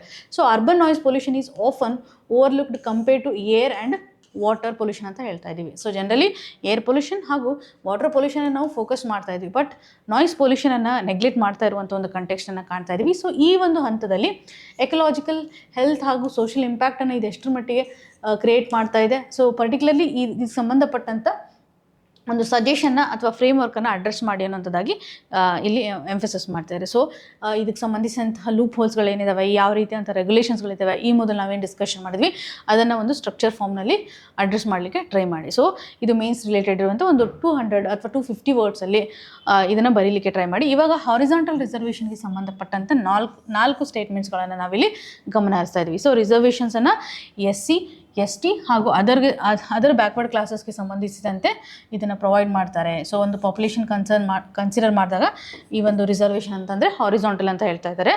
ಸೊ ಈಗ ರಿಸರ್ವೇಷನ್ಸನ್ನು ಪರ್ಟಿಕ್ಯುಲರ್ಲಿ ನಾವು ನೋಡೋದಾದರೆ ವುಮನ್, PWD, ಎಕ್ಸ್ ಸರ್ವಿಸ್ ಮೆನ್ಗೆ ಸಂಬಂಧಪಟ್ಟಂತೆ ಕೊಡ್ತಾರೆ ಒಂದು ರಿಸರ್ವೇಷನನ್ನು ಕನ್ಸಿಡರ್ ಮಾಡಿದಾಗ ಅನ್ನುವಂಥದ್ದಾಗಿ ಇಲ್ಲಿ ಸ್ಪೆಸಿಫಿಕಲಿ ಮೆನ್ಷನ್ ಮಾಡ್ತಾ ಇದ್ದಾರೆ. ಆಪ್ಷನ್ C ನಡಿನಲ್ಲಿ ನಾವು ನೋಡಿದಾಗ reservation provided only in promotion within the government service. So ಪ್ರಮೋಷನ್ಗೆ ಸಂಬಂಧಪಟ್ಟಂತೆ ಈ ಒಂದು ಸ್ಟೇಟ್ಮೆಂಟ್ ನಿಮಗೆ ಹೇಳ್ತಾ ಇದೆ. ಇನ್ನು D ಆಪ್ಷನ್ ನಡಿನಲ್ಲಿ ನೋಡಿದಾಗ ಸೊ ಪ್ರೈವೇಟ್ ಅನ್ಎಡೆಡ್ ಇನ್ಸ್ಟಿಟ್ಯೂಷನ್ಗೆ ಸಂಬಂಧಪಟ್ಟಂಥ ಒಂದು ರಿಸರ್ವೇಷನನ್ನು ಇಲ್ಲಿ ಫೋಕಸ್ ಮಾಡ್ತಾರೆ. ಆರ್ಟಿಕಲ್ 15 ಸಬ್ ಕ್ಲಾಸ್ 5ನಲ್ಲಿ ಪರ್ಟಿಕ್ಯುಲರ್ಲಿ ಅನ್ಎಡೆಡ್ ಇನ್ಸ್ಟಿಟ್ಯೂಷನ್ ಅಡಿಯಲ್ಲಿ ರಿಸರ್ವೇಷನ್ ರಿಲೇಟೆಡ್ ಇರ್ತಕ್ಕಂಥ ಹೇಳುತ್ತೆ ಅಂತ ಮೆನ್ಷನ್ ಮಾಡಿದ್ದಾರೆ. ಸೊ ಹಾರಿಜಾಂಟಲ್ ರಿಸರ್ವೇಷನ್ ಅಂದರೆ ಏನು, ಇದ್ರ ಬಗ್ಗೆ ನಾವು ಚರ್ಚೆ ಮಾಡಿದ್ದೀವಿ. So you can answer this question very easily. So based on this we will conclude this session.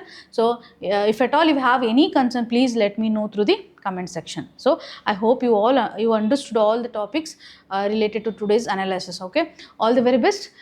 Good luck.